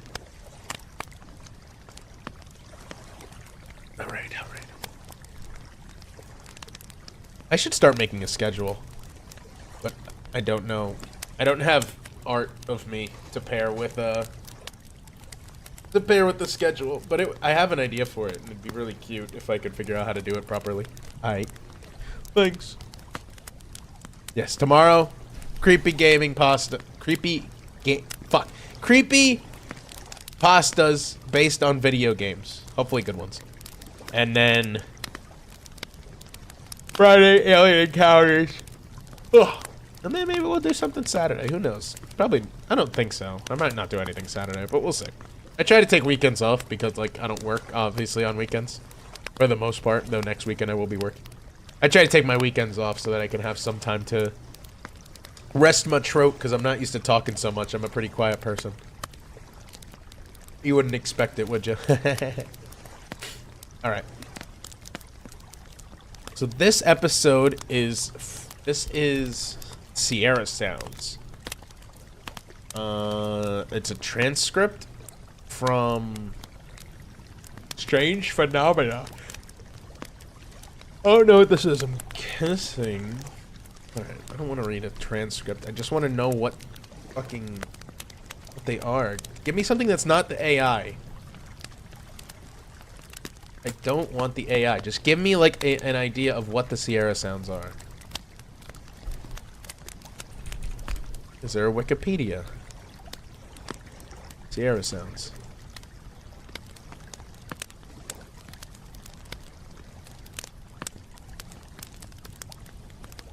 Okay, we finally found it. We found the Wikipedia page for the Sierra sounds.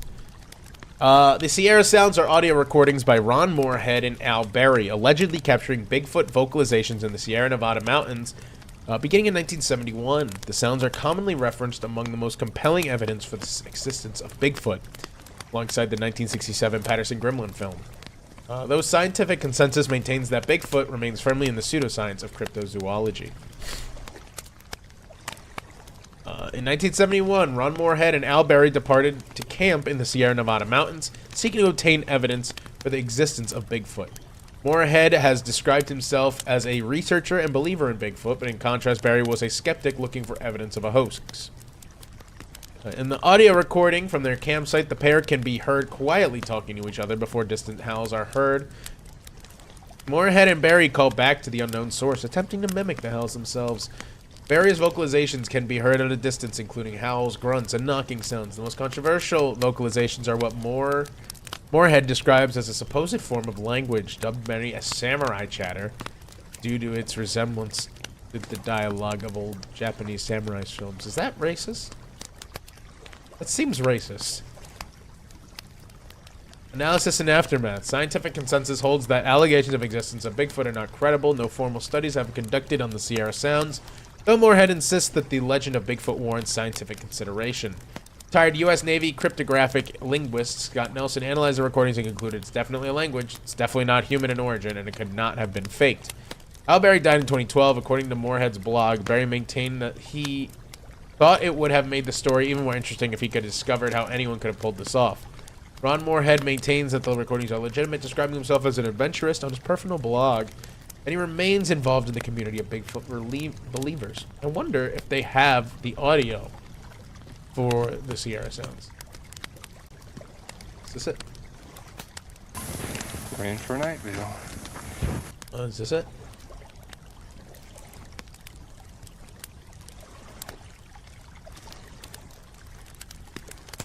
Can I see the comments? Is this the original video?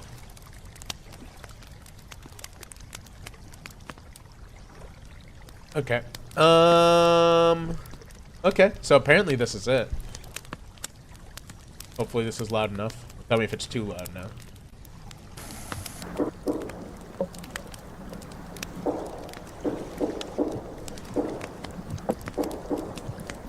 There's really nothing to see. It's literally a still picture. It's just audio.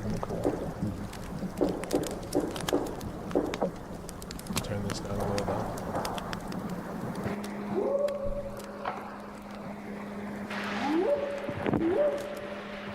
What the fuck?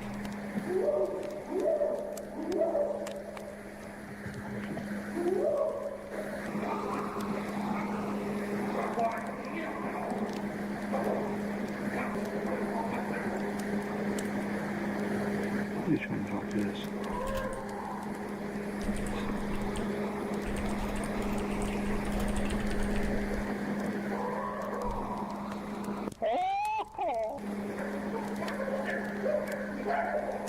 I don't think those sound like howler monkeys.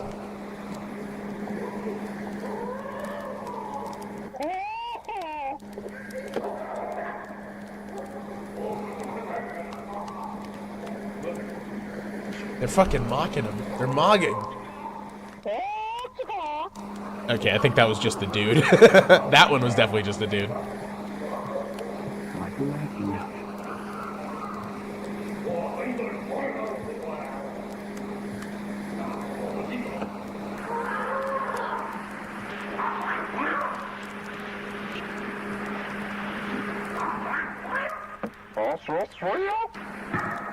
That's our job. Now we know where we look for tracks of life for sure.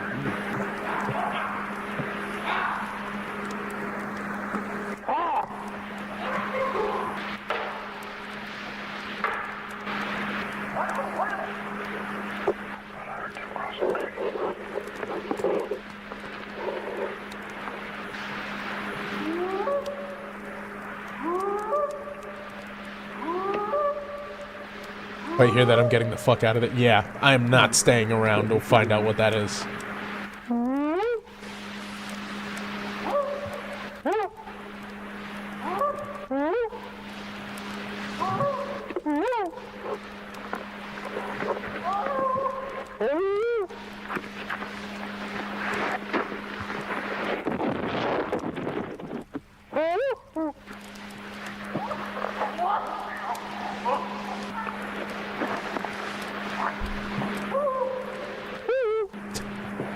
He's fucking baiting him. He's gonna piss him off. He's gonna insult its mom or something.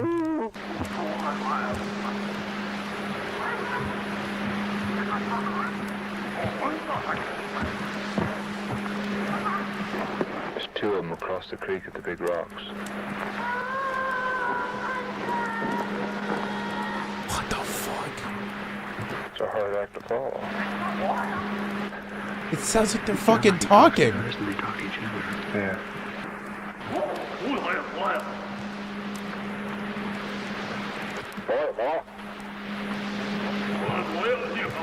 What the fuck?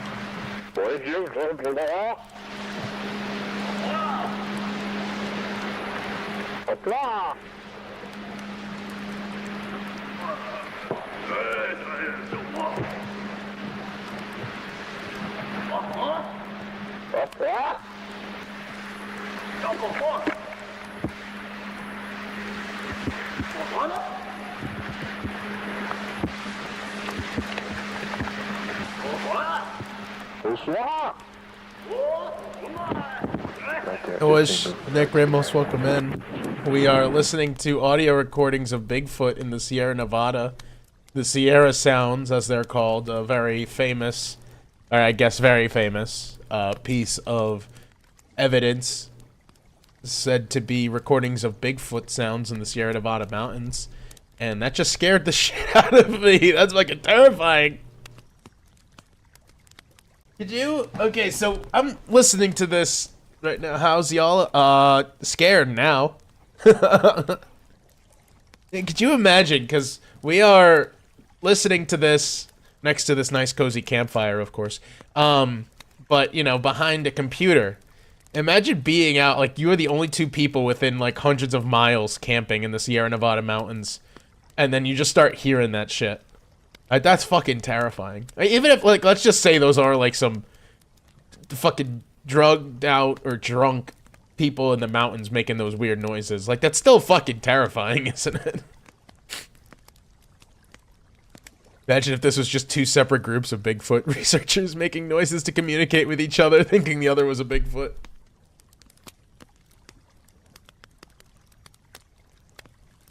Oh god, that's creepy as hell. Turn the fire back up. Oh god, that was so creepy, man. Oh god. I am now, like, I already thought that Bigfoot was real, but, like, now I'm, like, I don't know. I might be, like, firm believer now.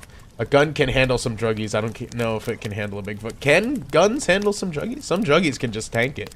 You know that Miami, like, the Miami cannibal from, like, 2011, right? I don't know if he could handle that. Because he just tanked some gunshots. Miami Cannibal? You guys don't know? Were you guys too young to know about the Miami Cannibal? Finally able to catch your stream every time I was sleeping or didn't have time. Well, I'm glad you're here. I was just saying, because we're having this little camping theme all week. If you are available, tomorrow we're going to be reading some gaming creepypastas by the Campfire again. And then Friday, very late, it's going to be like 10 p.m. Eastern Standard Time, because I work late, where I'm going to be reading you guys some Alien Encounters. So we're going to be doing a whole little, you know, as the second it turned fall, I'm going into creepy mode. And what better way to end summer than with one final camping trip telling scary stories by the fire. Yeah, so the Miami Cannibal, do you guys really not know about the Miami Cannibal? Or I guess it's called, like, the Miami Zombie. Or something like that. I think it was called the Miami Zombie, actually. So in 2011, how's work? Very exhausting and very terrible. I despise it, and I'm very tired of it. Actually, like, before stream, I was just sending out job applications like crazy. Just trying to get somewhere else. Again, before I forget, okay. The Miami Zombie, in, like, 2011, I think it was, like, May, it was May something. It was, like, last week or two of May, and I remember very distinctly, because it's gonna sound sad, but it's, like, the day it happened, I was at Grandpa Meringue's funeral. And me, Cousin Meringue, and Uncle Meringue, we'd been there all day, obviously. None of us had eaten, and we're like, why don't we go to the corner store here, and we're gonna grab, like, some snacks for everyone, and then we'll come back. So we walked out to the store, we bought, like, a bunch of chips and, like, whatever, and then we got back to the place, and we're like, here, you know, some food, just if you need it, whatever. And we were kind of sitting in, like, the entranceway, like, right next to the entrance, just, you know, trying to talk to some family we don't really get to see, where you don't, you know, that's just how funerals are, you talk to family you haven't seen in a long time. And I was on my phone, which at the time, well, I was still, like, I did not have a smartphone yet, so I was still on, like, a little flip phone, and the web was still a little icon that took, like, 30 years to load. But I went on, like, Facebook, and I saw an article that was, like, it was, like, Miami zombie attacks man in, well, it's, like, zombie attacks man in Miami, and I was like, what the fuck? Because this is, like, right off the hype of season 1 of Walking Dead. So, like, the zombie craze was in full effect, and, like, Left 4 Dead 2 had just come out, like, 2 years ago, and, like, all that shit was still going. So, I'm like, what the fuck is this? So I read it, and apparently, I don't know, apparently, this did happen. There was this guy in Miami who was so insanely off his ass on bath salts that he was walking down, like, a highway, I think, and he came across another person, and I don't know if the other guy said something to him or what, or maybe just bumped him, or maybe he was just wrong place, wrong time, but this... What the fuck just happened? Oh, never mind. my background just changed on my computer, I got confused. This guy just starts eating the other dude's face. Like, he just starts going to town, and he just starts eating his face. And, like, the police are called because people see this happen, like, oh my god, this guy is eating another man's face. And the police arrive, and they are like, hey, fucking quit that shit. And they're yelling at him, like, they pull out their guns on him, and like, stop, stop, stop. And the guy, like, finally gets up. I'm recalling this from memory. I could be getting some details wrong. I'll have to look up an article to get all the details in a second. But he gets up, and he starts approaching police. It's happening in the U.S. This happened, like, 14 years ago at this point. Like, I don't think this has happened since. And if it does, holy shit, we're in a zombie apocalypse. But yeah, it happens, or, like, he starts approaching police, and they're like, get down, like, stand down, stand down, stand down. And then he goes to, like, attack the police, so they shoot him, like, several times, and he doesn't fucking go down. He gets shot, like, several times in the torso, and the dude is just, he just keeps going and going and going. And it takes, like, I don't know how many shots before this guy finally fucking goes down and dies. But he was so fucking high on bath salts that he did not register, his body straight up did not register getting shot. I believe the guy who he attacked lived, but was, as you could imagine, incredibly deformed because of some fucking dude eating his face.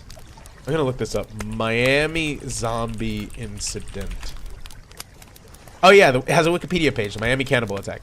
May 26, 2012, Rudy Eugene attacked and maimed Ronald Popo, a homeless man, on the MacArthur Causeway in Miami, Florida. During the 18-minute filmed encounter, so you can watch film of this apparently, Eugene accused Popo of stealing his Bible, beat him unconscious, removed his pants, bit off most of Popo's face above his beard, including his left eye, leaving him blind in both eyes.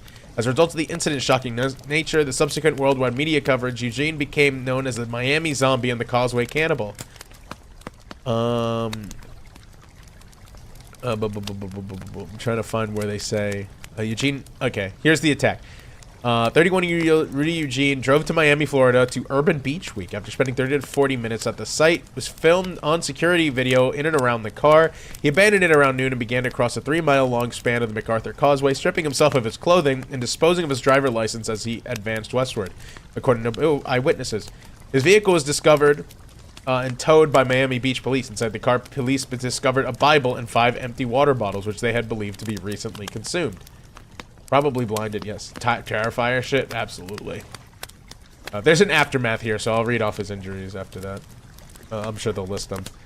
The attack unfolded at the end of the MacArthur Causeway. Oh, shit, sorry.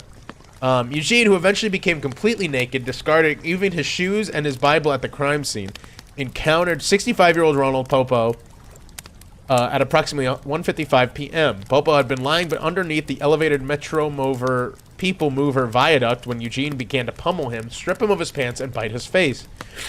The attack unfolded at the west end of the MacArthur Causeway near the headquarters of the Miami Herald and the Arts and Entertainment District of downtown Miami.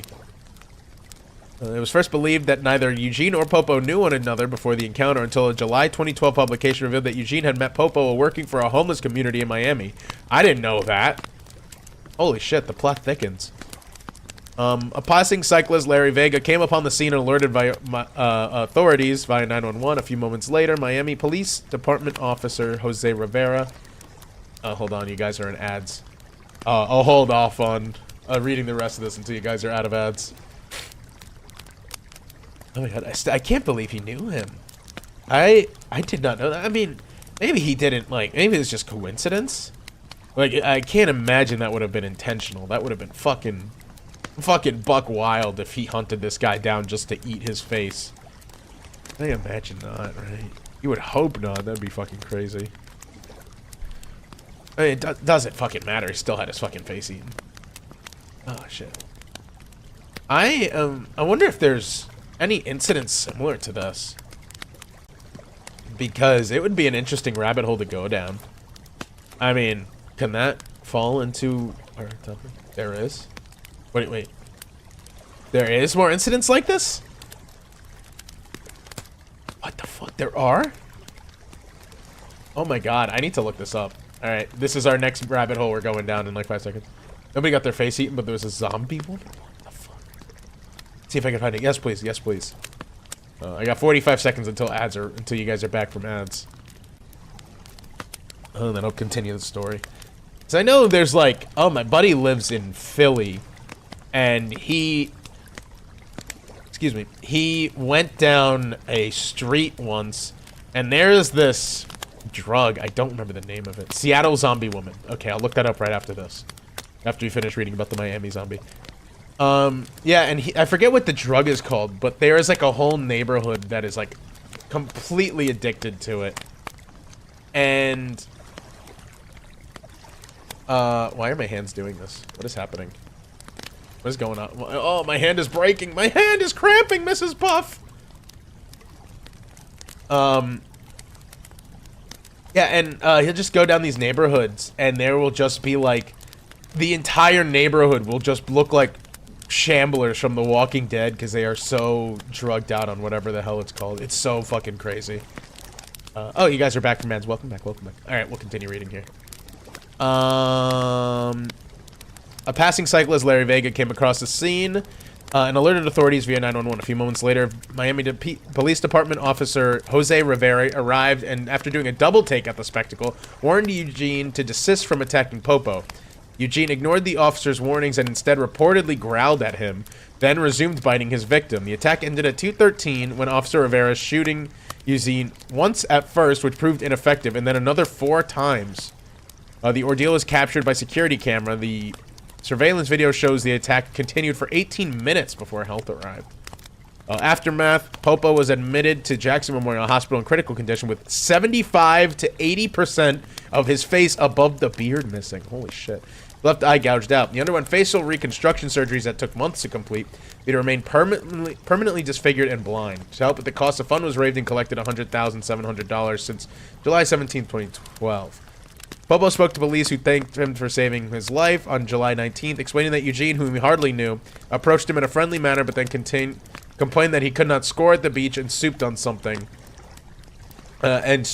something, started to talk about how they were going to die, accused Popo of stealing his Bible, and suddenly, without provocation, attacked and strangled him with wrestling holds and plucked out both of his eyes. Oh my god. Popo lost his eyebrows, his nose, parts of his head, and forehead, cheek, and his left eye was totally blind due to the remaining damage to his right eye. He underwent numerous surgeries to repair the damage to his face. After rehabilitation, he put on 50 pounds, relearned how to dress, eat, shower, and shave. He was granted permission to save at the medical facility indefinitely. Jesus. I do not want to, I do not want to see any images of him after. That would be horrifying.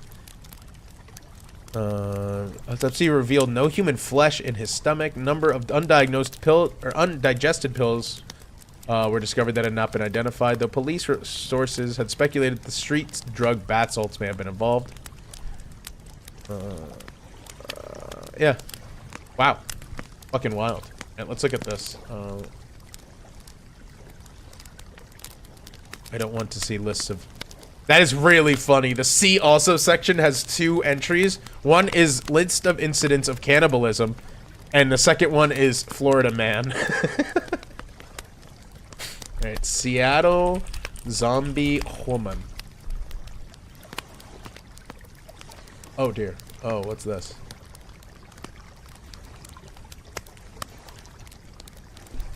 Oh, what is this? What's... Oh, this is a big mucho texto. What is... A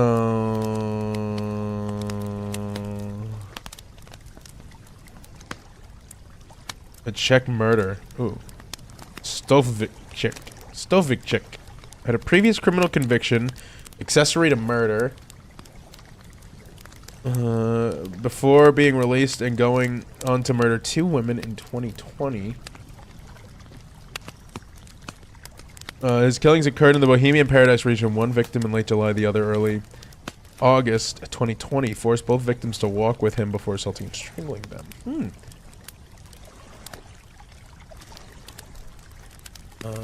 So the only thing I'm reading is this right? That there is a... I'm only seeing a Reddit post about the zombie from Seattle. Only got 30 years. Jesus, what the hell?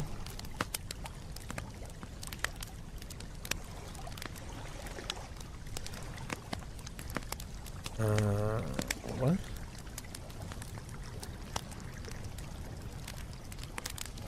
I'm only seeing like videos on it. See videos? I don't see any news reports. Can I hit news here? 28 years later, Louisiana edition. Zombie Seattle woman. Or Seattle zombie woman. True story behind the TikTok video. This is a TikTok video? No. Okay, this is all in Spanish.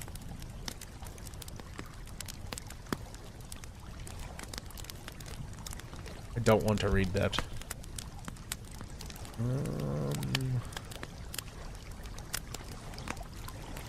Oh, it's Trank. That's what the Philly one was. Body cam video shows officer.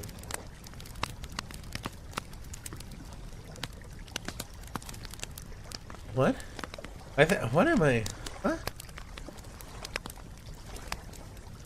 Alright, hold on. Hold on, there's gotta be.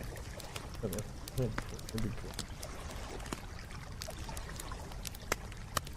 Alright, I have to find... There has to be a better news source for this zombie woman, because they're all, like, YouTube videos. I can't trust that. Let me try 97.3, the dog. If you've seen the viral video known as the Seattle Zombie Woman, you're probably still shook. Get out of here, 97.3. I'm not signing up. If you haven't seen it yet, consider yourself lucky. Seattle Zombie Woman video. In May of 2021, a viral video began making the rounds, showing a woman who appeared to be in extreme distress shambling through the streets of Seattle. She was crying, screaming, bloodied, and seemingly looking for someone to help her. The woman was also carrying, curiously carrying what looked to be something bloody wrapped in a shirt. I do remember this! Oh my god! They showed the picture and now it's clicking in my head. Her head was mostly shaving, but for a few patches of long hair on her hair. Was she a victim of extreme abuse, drugs? Was she suffering from mental illness? Video inspired nothing but shock and questions from anyone who saw it. Interestingly, no answers could be found as to what was happening in this video.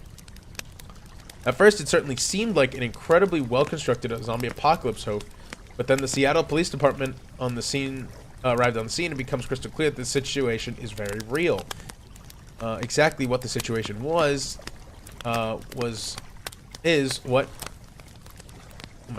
Exactly what the situation was is what has had the internet confused. There were a few videos of the event and audio from the officer's body cam that blurs the lines between fantasy and reality. This was a hoax. No one let the police in on it. Ever since the Seattle zombie woman video went viral, there has been zero information about her on the situation. Nothing about this incident was covered in local news in Seattle.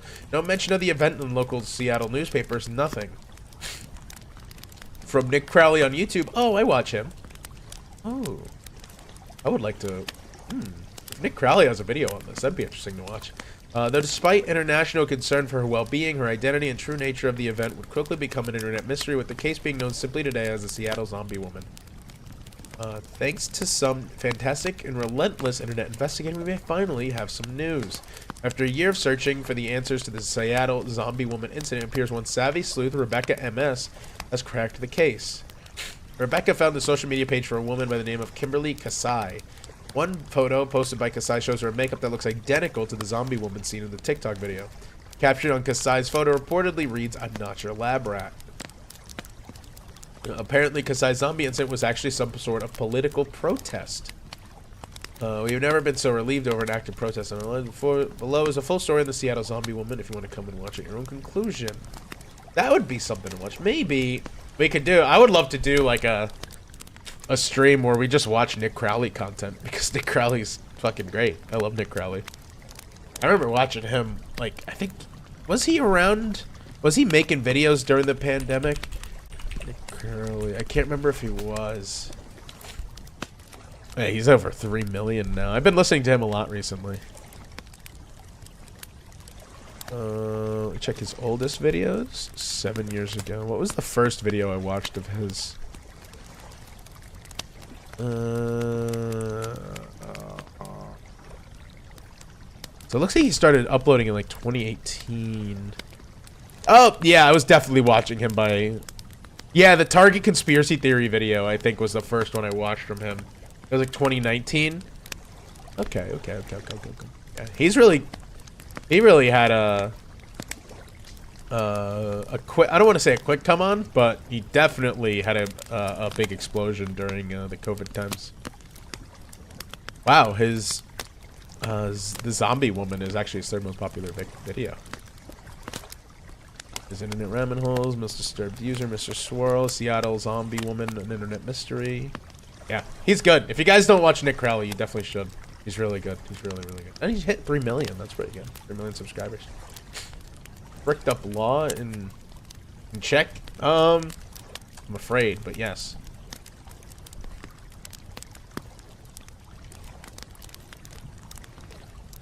Hit me up with it. Hit me up with it.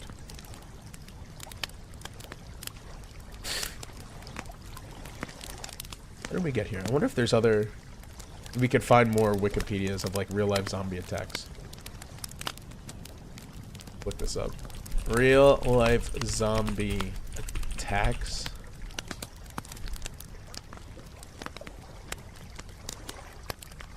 Oh dear.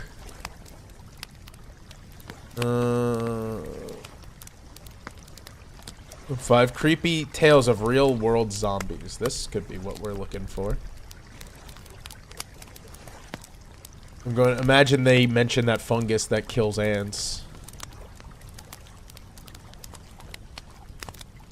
This is written by Atlas Obscura, April White from October of 2023. Scary movies have nothing on nature itself. Eons of evolution have created plenty of nightmare scenarios with no screenwriter in sight. For example, the Atlas Obscura archives are full of tales of the undead all around us. Bees that dig their own graves, caterpillars that explode, shrimp controlled by parasites, and scientists' efforts to explain those totally real zombies. There are a few of our favorites, along with your picks for a refuge, when Hollywood's more familiar brain-eating monsters shamble to life. The race to cultivate China's beloved zombie mushroom. Caterpillar fungus, also called cordyceps, or even the zombie mushroom, is unusual in the fact that it propagates itself by infecting one specific insect, the ghost moth caterpillar. Upon entering its gut, the mushroom slowly kills the caterpillar, then mummifies its body until there's nothing left but a long tube-like mushroom. It also has a long history in traditional medicine. That's fucking disgusting. Ew. What the fuck? That's... Ew, that's fucking... Ew. Nature, you fucking... Damn, nature, you scary. The parasites that force bees to dig their own graves. The parasitic conpid fly is the mafioso of the bumblebee world. It forces bees to dig their own graves. The saga begins when a worker bee innocently approaches a flower where an adult female canopid fly lies in wait. After identifying its target, the fly dive bombs the bee in midair, tackling it to the ground. The stunned bee quickly reorients itself and flies off. Nothing seems wrong, but it's implanted with an egg that will soon hatch and eat its body from the inside out. Gruesome fate that ultimately has an impact on human food supplies. What the fuck? Why are bugs in a constant fight for survival against, like, the fucking undead?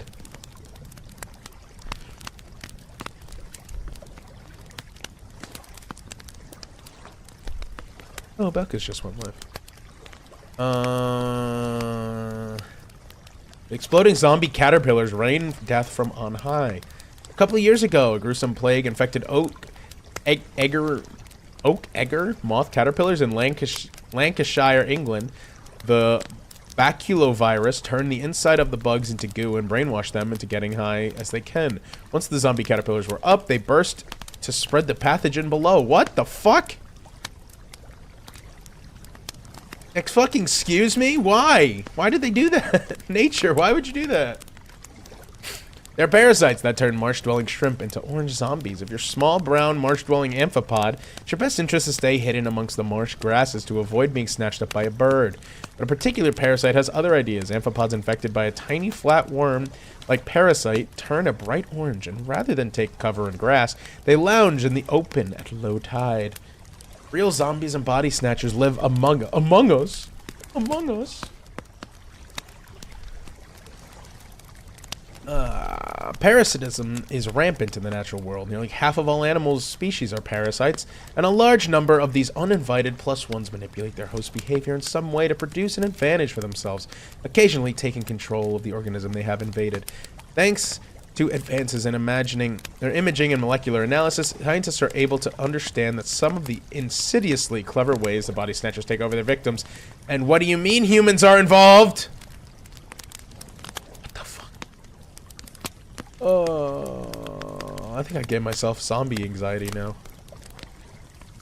I don't like that very much, actually.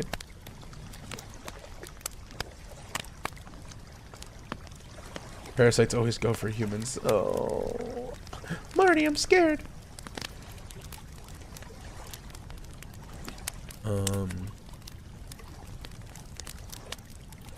Let me look up incidents similar to the Miami zombie. Incidents similar to the Miami zombie attack.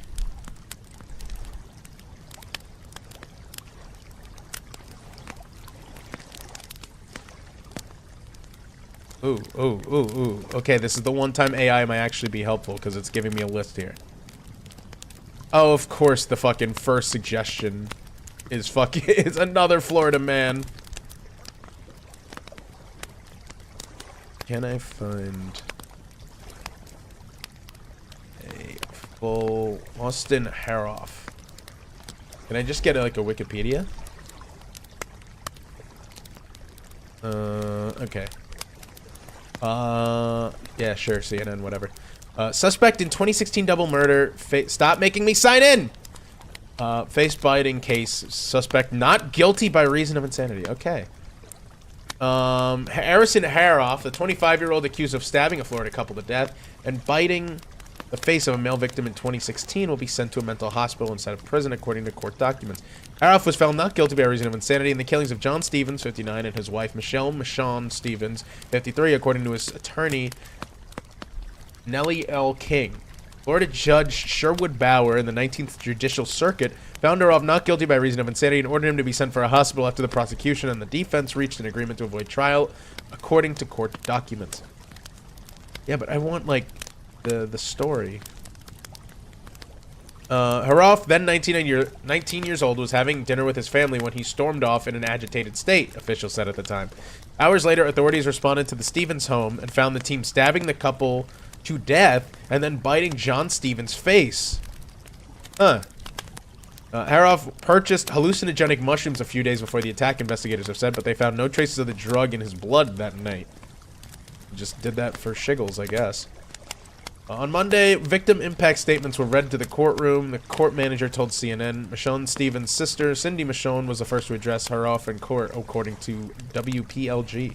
Michonne read numerous bizarre conversations Haroff had via text messages leading up to the killings, directing them at Haroff in court. Your dad asked you on the afternoon before you killed my sister, did you throw the drugs out? Did you throw the drugs out? You didn't answer yes, Michonne said. You know what you said to him. Learn. What does that mean? Are you ever going to tell us what that means, according to WPLG? Here we are, opening the prison doors for double murderer. 4 words come to mind. White rich boy justice. I don't know. I mean, what? I mean, I think an insane asylum is or like insanity plea is a good thing for a guy who tried to eat somebody, right? Like, am I wrong in that? I mean, like, they sentenced him to, like, mental rehabilitation. Like, I think that's the, am I wrong in assuming this? I don't know. Like, the insanity plea is always weird for me. But, like, he's still going away. He's not gonna be in a prison. He's gonna be, like, he's gonna go to a mental hospital. Like, he's just gonna be there instead of in prison. I don't know. I didn't study this thing to to form opinions on it. Ads. Oh, okay. They get some water. Rehydrate.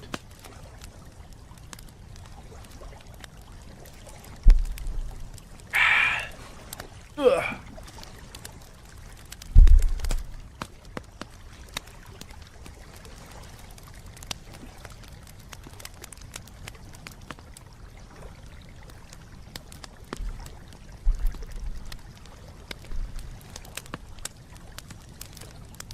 Oh, my model's breaking again.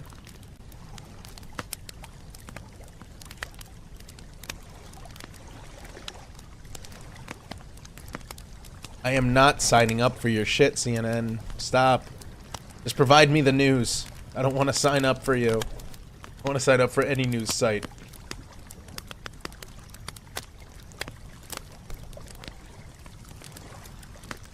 Excuse me.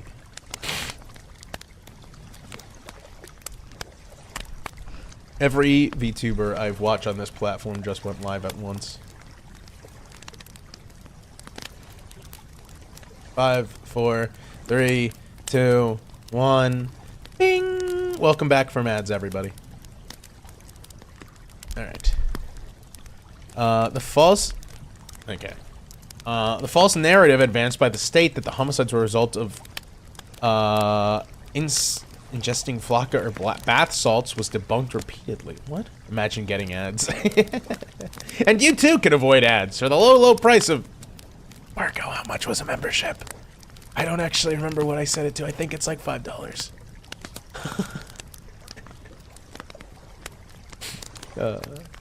Don't get a membership. Wait till I get emotes before then, because otherwise it's just kind of not worth it. IMO. Or 49. Wow, look at that. It's cheap. September, everyone. Not only did the defense experts refute this theory, but the state tests 3 different occasions negative each time.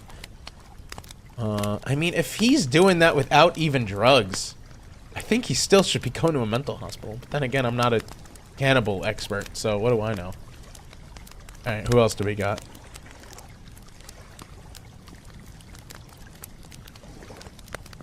Alexander Kenya? Let's get Alexander Kenya.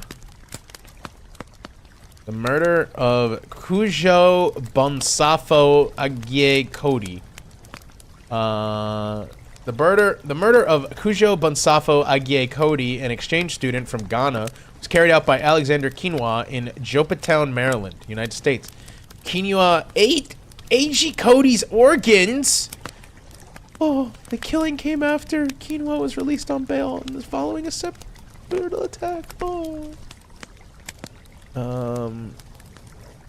Background. Quinoa was born in 1990 in Kenya. Quinoa immigrated from Kenya to the United States as a child, became a U.S. citizen. At the time of the alleged murder and cannibalism, 21-year-old Quinoa was an engineering student at Morgan State University in nearby Baltimore. Father was a professor at the school. Quinoa had posted nonsensical and bizarre writings on his Facebook page, for example. Quinoa posting, following in all capital letters 2 days before the arrest. Alright, let me pre-read this before I say anything bad.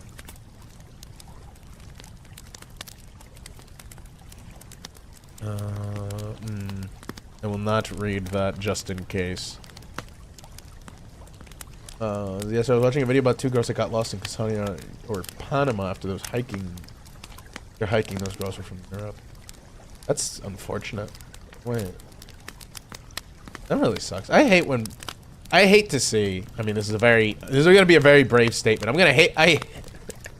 Gonna be a very brave statement, and I know that no one would ever say this, so I'm so brave, and you should praise me for it.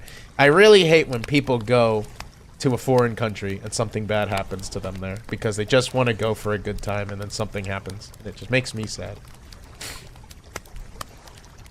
I know that's a hot take. Something bad happens when people travel. That is a shame. The murder. Aggie Cody was staying with the Quinoa family pending deportation to his home country of Ghana due to non-compliance terms with his visa. He had first met Anthony Quinoa, the father of the alleged killer, while pursuing a doctoral degree at Morgan State University. On Friday, May 25th, 2012, Cujo Bonsafo was reported missing by Quinoa's father. Police reported to the Quinoa residence on May 31st after being contacted by Quinoa's brother. Reported what looked like body parts in two bins in the basement. Further remains were found outside the church about a mile away. Alexander Quinoa was arrested and charged with first-degree murder, along with first and second-degree assault. Quinoa was diagnosed with paranoid schizophrenia, found incompetent to stand trial. Quinoa has been indefinitely committed to a Maryland mental institution. Huh. Oh. That's insane. You see this? Chris Crummers and... Oh, fuck. If I could type, that'd be helpful. Insane.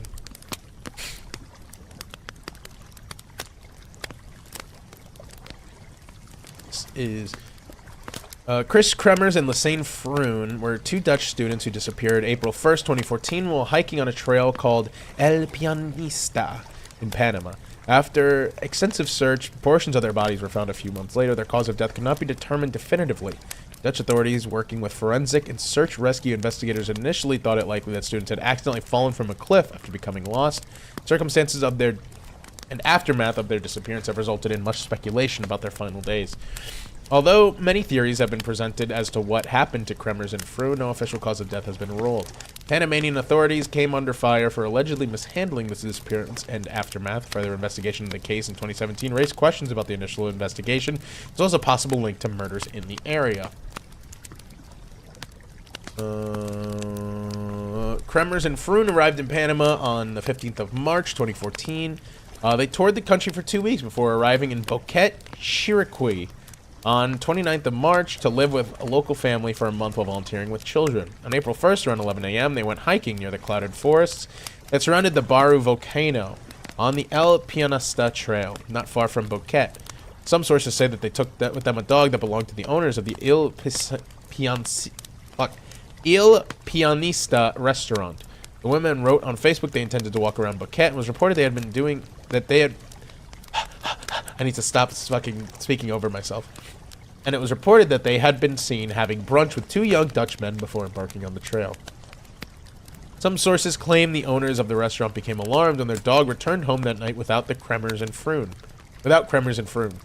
Froon's parents stopped receiving texts, which both women had been sending their families daily. On the morning of April 2nd, the women missed an appointment with a local guide. On April 6th, their parents arrived in Panama along with police, dog units, and detectives from the Netherlands to conduct a full-scale search of the forest for 10 days. The parents offered a $30,000 USD reward for any information leading to the whereabouts of Kremers and Froon.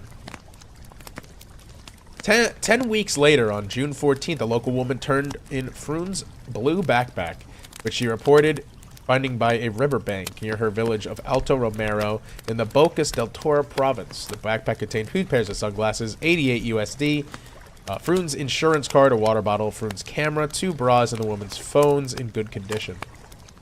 The women's phones showed that around 6 hours into their hike, dialed 112, international emergency number used in Panama, among others, and 911, the national emergency number in Panama. The first distress call attempt was made by Kremers' iPhone 4 at 16:39 or 4:39 p.m. Shortly after that, and another attempt was made from Froon's Samsung Galaxy S3 at 16:51 or 4:51 p.m. None of the calls got through due to lack of reception in the area. None of the subsequent calls attempts ever managed to make it through. On April 4th, Froon's phone battery became exhausted after 5 o'clock, and the phone was never seen again. Kremers' iPhone would not make any more calls either, but was intermittently turned on to search for reception. Between the 5th and 11th of April, the iPhone was turned on multiple times without ever entering the correct PIN code again. On 11th of April, the phone was turned on at 10:51 a.m. and was turned off for the last time at 11:56 a.m.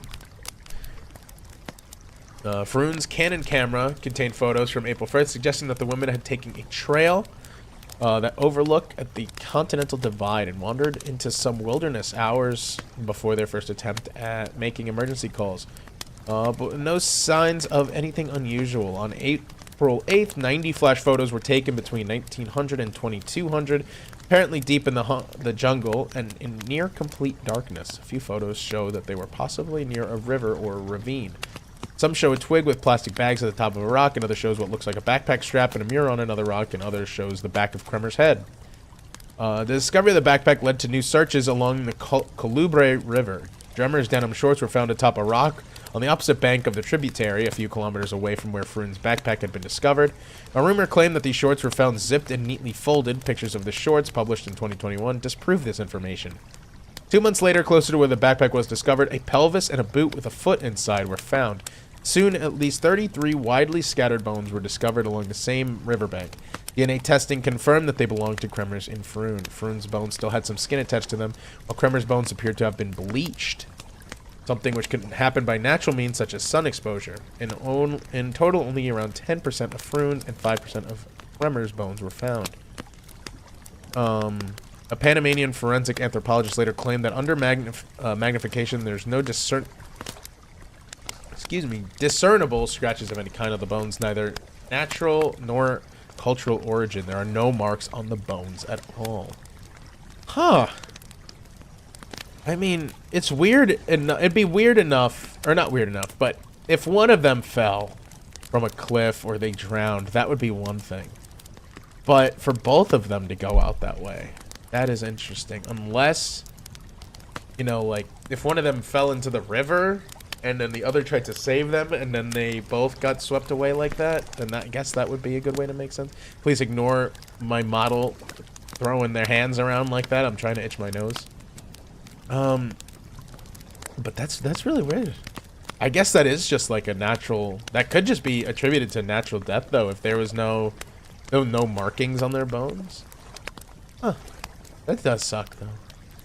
The worst thing about that trail was around 5 to 6 back then, and 4th, they got in on the trail at a good time. Wait, was around 5 to 6 back then? What does that mean? The worst thing, the trail was around 5 to 6 back and 4th? Don't you know what that means? Oh, 5 to 6 hours. They were making good time on the trail. Oh. That really sucks. Well, now I feel like going into like unsolved Unsolved mysteries. Let's see if we can get, like, some recent ones.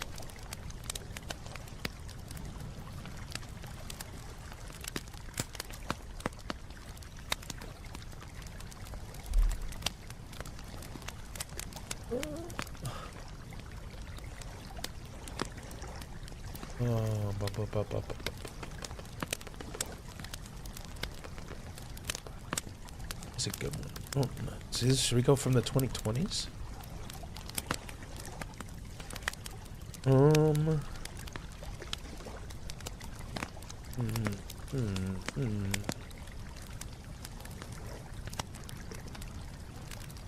Locals didn't see them returning at night, then it all started. Oh, I gotcha. Plus the dog came back without them. Crazy that the dog can do that.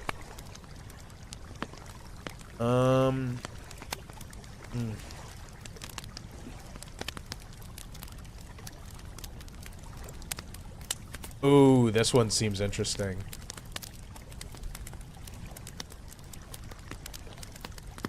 Alright, so this is Adrian Lamo. February 20th, 1981 to March 14th, 2018 was an American threat analyst and hacker. Lamo first gained media attention for breaking into several high-profile computer networks, including those of the New York Times, Yahoo, and Microsoft, culminating in his 2003 arrest. Lamo was best known for reporting U.S. soldier Chelsea Manning to Army criminal investigators in 2010 for leaking hundreds of thousands of sensitive U.S. documents to WikiLeaks. Lamo died on March 14th, 2018. Huh. Also implies cannibals, because cannibals take the bones away. Holy shit, the rabbit hole gets deeper. But then, like, why would, like, bones still be in boots, though? Like, unless they just didn't... Like, they just didn't eat the whole body? And they only got, like, some of it? That wouldn't make sense to me. Because if they were cannibals, I feel like they'd just eat the whole body. I mean, I don't know. I'm not a cannibal. I wouldn't know how they act, how they eat. I guess even as, like, someone who eats animals, there are certain parts of an animal I wouldn't eat, so maybe it makes sense. When you're full, you don't eat the entire steak. I mean, maybe you don't. Let's see. Let's go to the... So this guy was involved with, like, Chelsea Manning and Julian Assange. This is interesting. Okay. Lamo was known as the homeless hacker for his reportedly transient lifestyle, claiming that he spent much of his travels couch surfing, squatting in abandoned buildings, and traveling to internet cafes, libraries, and universities to investigate networks, sometimes exploiting security holes. He usually preferred sleeping on couches, and when he did sleep on beds, he did not sleep under covers. He often wandered through homes and offices in the middle of the night by light like a flashlight. Get to the crazy stuff. For a period of time in March 2011, Lamo was allegedly in hiding, claiming his life was under threat after turning in Manning. Huh.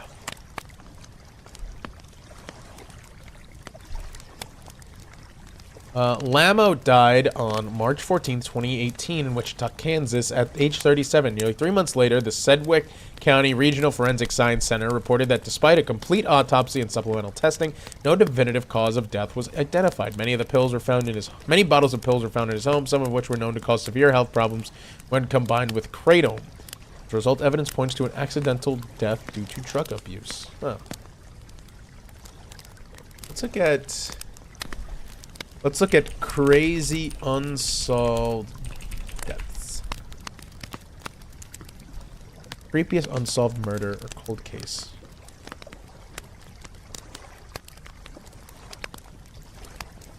So, this one seems promising.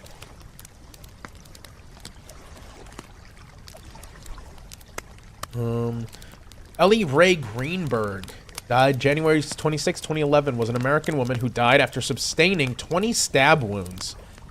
Her death was officially ruled a self-deletion, sparking extensive debate. And the pathologist who originally made the determination changed his mind in 2025 Though it had no legal impact because he was no longer employed by the medical examiner's office. What the hell? It was very interesting. They were found 5 kilometers from the train. 20... No, not 28. Just 20 stab wounds. Let's not get wild here. The incident. On January 26, 2011, a blizzard hit Philadelphia, prompting Greenberg to leave work and return to her apartment. Want to give him a chance on it? Nope, not at all. At approximately 6:40 p.m., Greenberg was pronounced dead as a result of 20 stab wounds, including 10 to her back and neck. There are also 11 bruises in various stages of resolution on her right arm, abdomen, and right leg. According to the investigation report, Greenberg's body was discovered by her fiancé, Samuel Goldberg, who returned from a gym to find their apartment door secured with a swing latch and knocked it down after unsuccessfully trying to reach her. Goldberg subsequently called 911, stating that Greenberg stabbed herself and fell on a knife. What? It's a reference? What's it a reference to? Am I missing it? I'm gonna feel real silly if I know this reference and it's just going over my head. The crime scene was in Detroit Become Human. You see, Pippo has been playing that, and I haven't sat down to actually watch her. I haven't watched the VOD yet. Don't fall on a knife 20 times by accident. Hey, it could happen. You keep trying to get back out. The crime scene was initially treated as a exit game server by the police investigators, but after an autopsy, the Philadelphia Medical Examiner Office ruled the case a homicide. The next day, the Philly Police Department differed the conclusion, saying the death of Ellen Greenberg had not been ruled a homicide. Homicide investigators are considering the manner of death suspicious at this time. The Medical Examiner's Office had changed its conclusion, saying in February that the death was indeed self-exit game. The apartment was cleaned and sanitized on January 27th after permission was given to do so. James Schwartzman, Goldberg's uncle and prominent judge in Pennsylvania, also entered the apartment that day to retrieve work and personal laptops, phones, and credit cards that belonged to both Goldberg and Greenberg. Police returned to the scene on January 28th after gaining a search warrant and also requested and retrieved the items taken by Schwartzman. In 2018, the Office of Pennsylvania Attorney General Josh Shapiro took over the case. In 2019, a spokesperson for Shapiro stated the evidence pointed towards Greenberg's death being not wanting to be here anymore and that the investigation had been closed. What the fuck? What the fuck? Okay, further investigation. On March 15th, 2019, Philadelphia Inquirer released a front-page investigative report reviewing suspicious circumstances surrounding Greenberg's death. Pittsburgh forensic pathologist Cyril H. Wecht, who challenged the single bullet theory of the JFK assassination, holy fucking shit, they're bringing in the 18, reviewed the case, determining it as strongly suspicious of homicide, and said he did not know how they wrote this off as exit game server. Similarly, forensic scientist Henry Lee, who testified for the defense of O.J. Simpson murder trial. What the fuck? They're bringing in everyone. They're calling in the Avengers. Reviewed the case files and concluded the number of types of wounds and bloodstain patterns are observed are consistent with the homicide scene. One significant point on contention were the stab wounds that allegedly penetrated Greenberg's brain. Wayne K. Ross, an investigator hired by the family, wrote that the wounds on the brain and the spinal cord would have caused severe pain, cranial nerve dysfunction, and traumatic brain injury. Yeah, you don't say. The original medical report stated that an esteemed consulting neuropathologist, Lucy Bailey and Rourke Adams, had determined that there was no such wound. But when asked about the case 7 years later by the Inquirer, Rourke Adams responded in writing, "I have no recollection of such a case. I would conclude that I did not see the specimen in question, although there was a remote possibility that was shown to me." I think you remember something like that. What the fuck? This is crazy. This is fucking nuts. This is so topsy-turvy. For the record, me reading this case to the glowies that definitely watch my streams, I have no intent of ever hurting myself in such a way, and I am a very good swimmer. So, just putting that out there.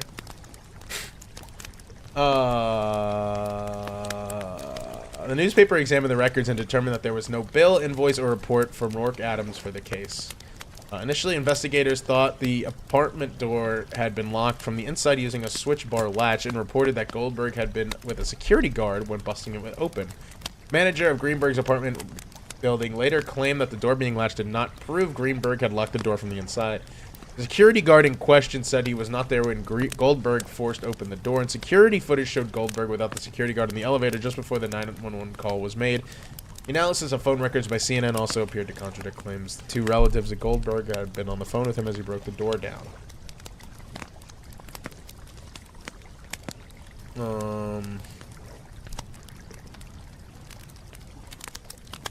Ow, neck crack. Oh god, my model is all over the place.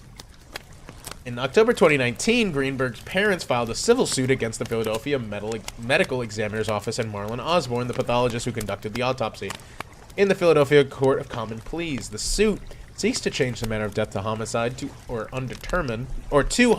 homicide or undetermined, citing new information and the fact that Osborne admitted to changing the manner of death at the insistence of the police. Photogrammetry, which was unavailable at the time of Greenberg's death, created a 3D anatomical recreation of her wounds, and demonstrated that not all her stab wounds could have been self-inflicted. In January 2020, the Philadelphia Court of Common Pleas allowed the case to proceed past the motion to dismiss stage. The trial was set to begin in 2021. In February 2022, Pennsylvania's Attorney General's office under Shapiro reaffirmed that her death was indeed exit server, which was criticized by parents. In August 2022, Chester County District Attorney's Office announced it would reopen the investigation into Greenberg's death shortly after the Pennsylvania Attorney General's Office relinquished the case due to an appearance of conflict of interest. On July 30th, 2024, the Supreme Court of Pennsylvania Eastern District granted a petition for allowance of appeal to review the challenges to Greenberg's cause of death. In February 2025, a lawsuit from Greenberg's parents, a settlement which was reached in which Greenberg's death would be reinvestigated. Osborne filed a sworn statement in which he stated he no longer agreed with the ruling her death as a PC disconnect following a review of additional information on the case. In February 2025, the pathologist that originally ruled the case was Alt F4, signed a document stating that he amended his position on the cause of her death, no longer considering it Alt F4. He wrote, "It is my professional opinion that Ellen's matter of death should be designated as something other than leave game. Since Osborne is no longer employed by the Philadelphia Medical Examiner's Office, the state does not have any influence on the official death certificates." What the fuck? What in the fuck?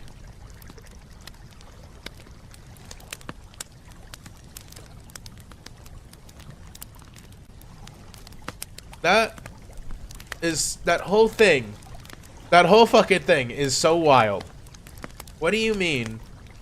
How does a girl, okay, even if someone is taking themselves out of the equation, how do you get 10 stab wounds to the back effectively and then also into your spine and into your brain and then continue going?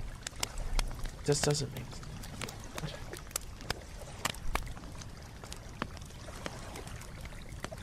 Wow. Oh, wow. By accident, yeah. Also, again, to the, any FBI agent who comes across this, big allegedly across all of my rumblings. Yeah, if it was in your spine, you'd be paralyzed. That's what I'm thinking. I get it. Then again, I'm not an expert, but you know, if something pierces your spinal column, I don't think you are, at the very least, if you're not paralyzed from that, I think you are at least not with the strength to continue to keep stabbing at yourself. Interesting. A lot of people are talking about Ash a degree. And it says it's so eerie, none of it adds up. I'm on a Reddit thread called, or this subreddit, sorry for coughing right into the microphone. The Reddit subreddit is called Unsolved Murders, and the post is, what is the creepiest unsolved murder or cold case that still bothers you the most, and why? And this one is from Spyro the Dragonfly. Thank you, Spyro. And that is where I get the disappearance of Asha Degree. Asha Jaquilla Degree, or Aisha, sorry, went missing at the age of 9 from Shelby, North Carolina. In the morning of February 14th, 2000, for reasons unknown, she packed her book bag, left her family home north of the city, and began walking along nearby North Carolina Highway 18 despite heavy wind and rain. Several passing motorists saw her. One turned around at 1.3 miles from her home and began to approach her. She left the roadside and ran into the wooded area. It was morning. Her parents discovered her missing from her bedroom. She has not been seen since.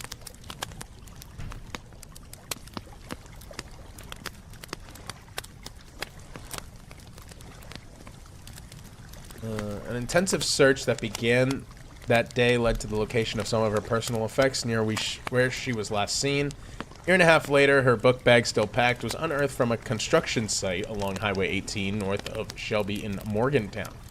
At the point where she ran into the woods, a billboard now stands appealing for help finding her. Family hosts an annual walk from their home to the billboard to draw attention to the case. While the circumstances of Degree's disappearance at first seemed to suggest she was running away from home, investigators could not find a clear reason as to why she might have done so. She was younger than most children who do this. Years after her disappearance, it was concluded by authorities that Degree had been abducted after she left her home. The case had drawn national media attention in 2015. The FBI joined state and county authorities and reopened investigation, offering a reward for information that could help solve the case. 10 years later, the case has been declared a homicide investigation, and suspects have been named after several searches. Interesting. So there's development here. Oh,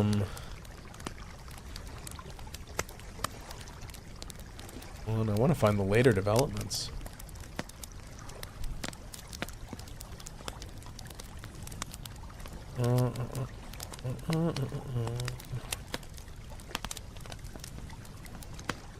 Oh my god, there's a lot of later developments. I want like the really late developments here. Okay, so in February 2015, the FBI announced that agents, Cleveland County Sheriff's Office investigators, and SBI agents were re-examining the case and re-interviewing witnesses. They also announced a reward of up to $25,000 for information leading to the arrest and conviction of the person or persons responsible for her disappearance. The community group is offering an additional $20,000 reward. FBI announced 15 months later that May 2016, their reinvestigation of the case had turned up a possible new lead. Disclosed Aisha may have been seen getting into a dark green early 1970s Lincoln Continental Mark IV, or possibly a Ford Thunderbird from the same era. Along Route 18, near where she was last seen later that night, it was described as having rust around its wheel wells. September 2017, the FBI announced that its child abduction rapid deployment team was in Cleveland County to assist the investigation and provide an on-the-ground investigative, technical, behavioral analysis, and analytical support to find out more about what happened to Aisha. The team worked alongside FBI Charlotte employees, CCO investigators, and North Carolina SBI agents for 10 days. Agents also meet several times a month to go over the latest on the investigation. Since September 2017, local agents and investigators have conducted approximately 300 interviews. In October of 2018, CCO detectives appealed for the information from the public about 2 items of interest that were found in Degree's backpack. McElliot's Pool, a children's book by Dr. Seuss, which was borrowed from the Falston Elementary School library in early 2000s, and a New Kids on the Block concert t-shirt. Investigators said the items are vital clues. November 2020, an inmate named Marcus Mellon, who had been convicted of sex crimes against children 6 years earlier, wrote a letter to the Shelby Star claiming that Degree was murdered and he knew where to find her. 2 months later, Cleveland County Sheriff Alan Norman announced that Mellon's claim had led to another dead end. September 2024, a search warrant was executed by CCSO and FBI in relation to the case. A news release from the sheriff's office said the warrant was issued based on physical evidence. No human remains were discovered, but multiple items of interest, including a green 1964 AMC Rambler, was taken from the site. Search warrants indicates that authorities believe Degree was a homicide victim and her body has been concealed. February 13th, 2025, so 25 years later, almost to the day at this point, the CCSO executed 3 search warrants, seizing cell phones from a local man and 2 of his children. 5 days later, the warrants were made public and included a text message exchange between the suspects, that were obtained from a search warrant from the previous October. On April 4th, property once owned and a prominent figure in investigation was searched by investigators. And that is the last update as of now. Some people on the thread say, oh, there's a subreddit for this. Oh, they've been sharing a ton of updates. Let's go check it out.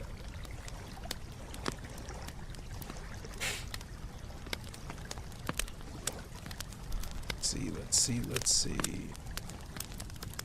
Oh, this is still going. Wow. This is, last post was 5 days ago. Wow.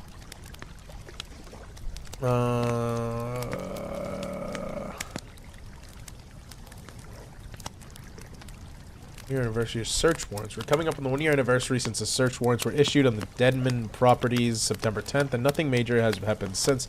Yes, there was that green car being pulled from Moss Lake, but it hasn't been tied to Aisha's disappearance yet. Skip Foster, former editor of the Shelby Star and now president of Hammerhead Public Relations, being hired by Deadman's with a crisis management. Also, a petition going to see if the FBI take over the case from the CCSO. This 25 years is way too long.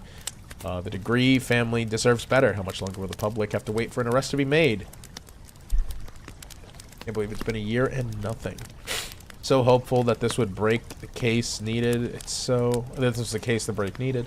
So frustrating, can't even imagine how her parents and brothers navigate through this. The brother calls for the FBI to take over.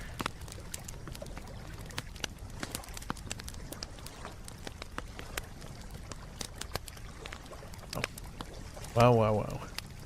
Well, I'm going to bookmark this for now because my throat is kind of hurting, and I did want to go for a little walk, try to get some exercise in.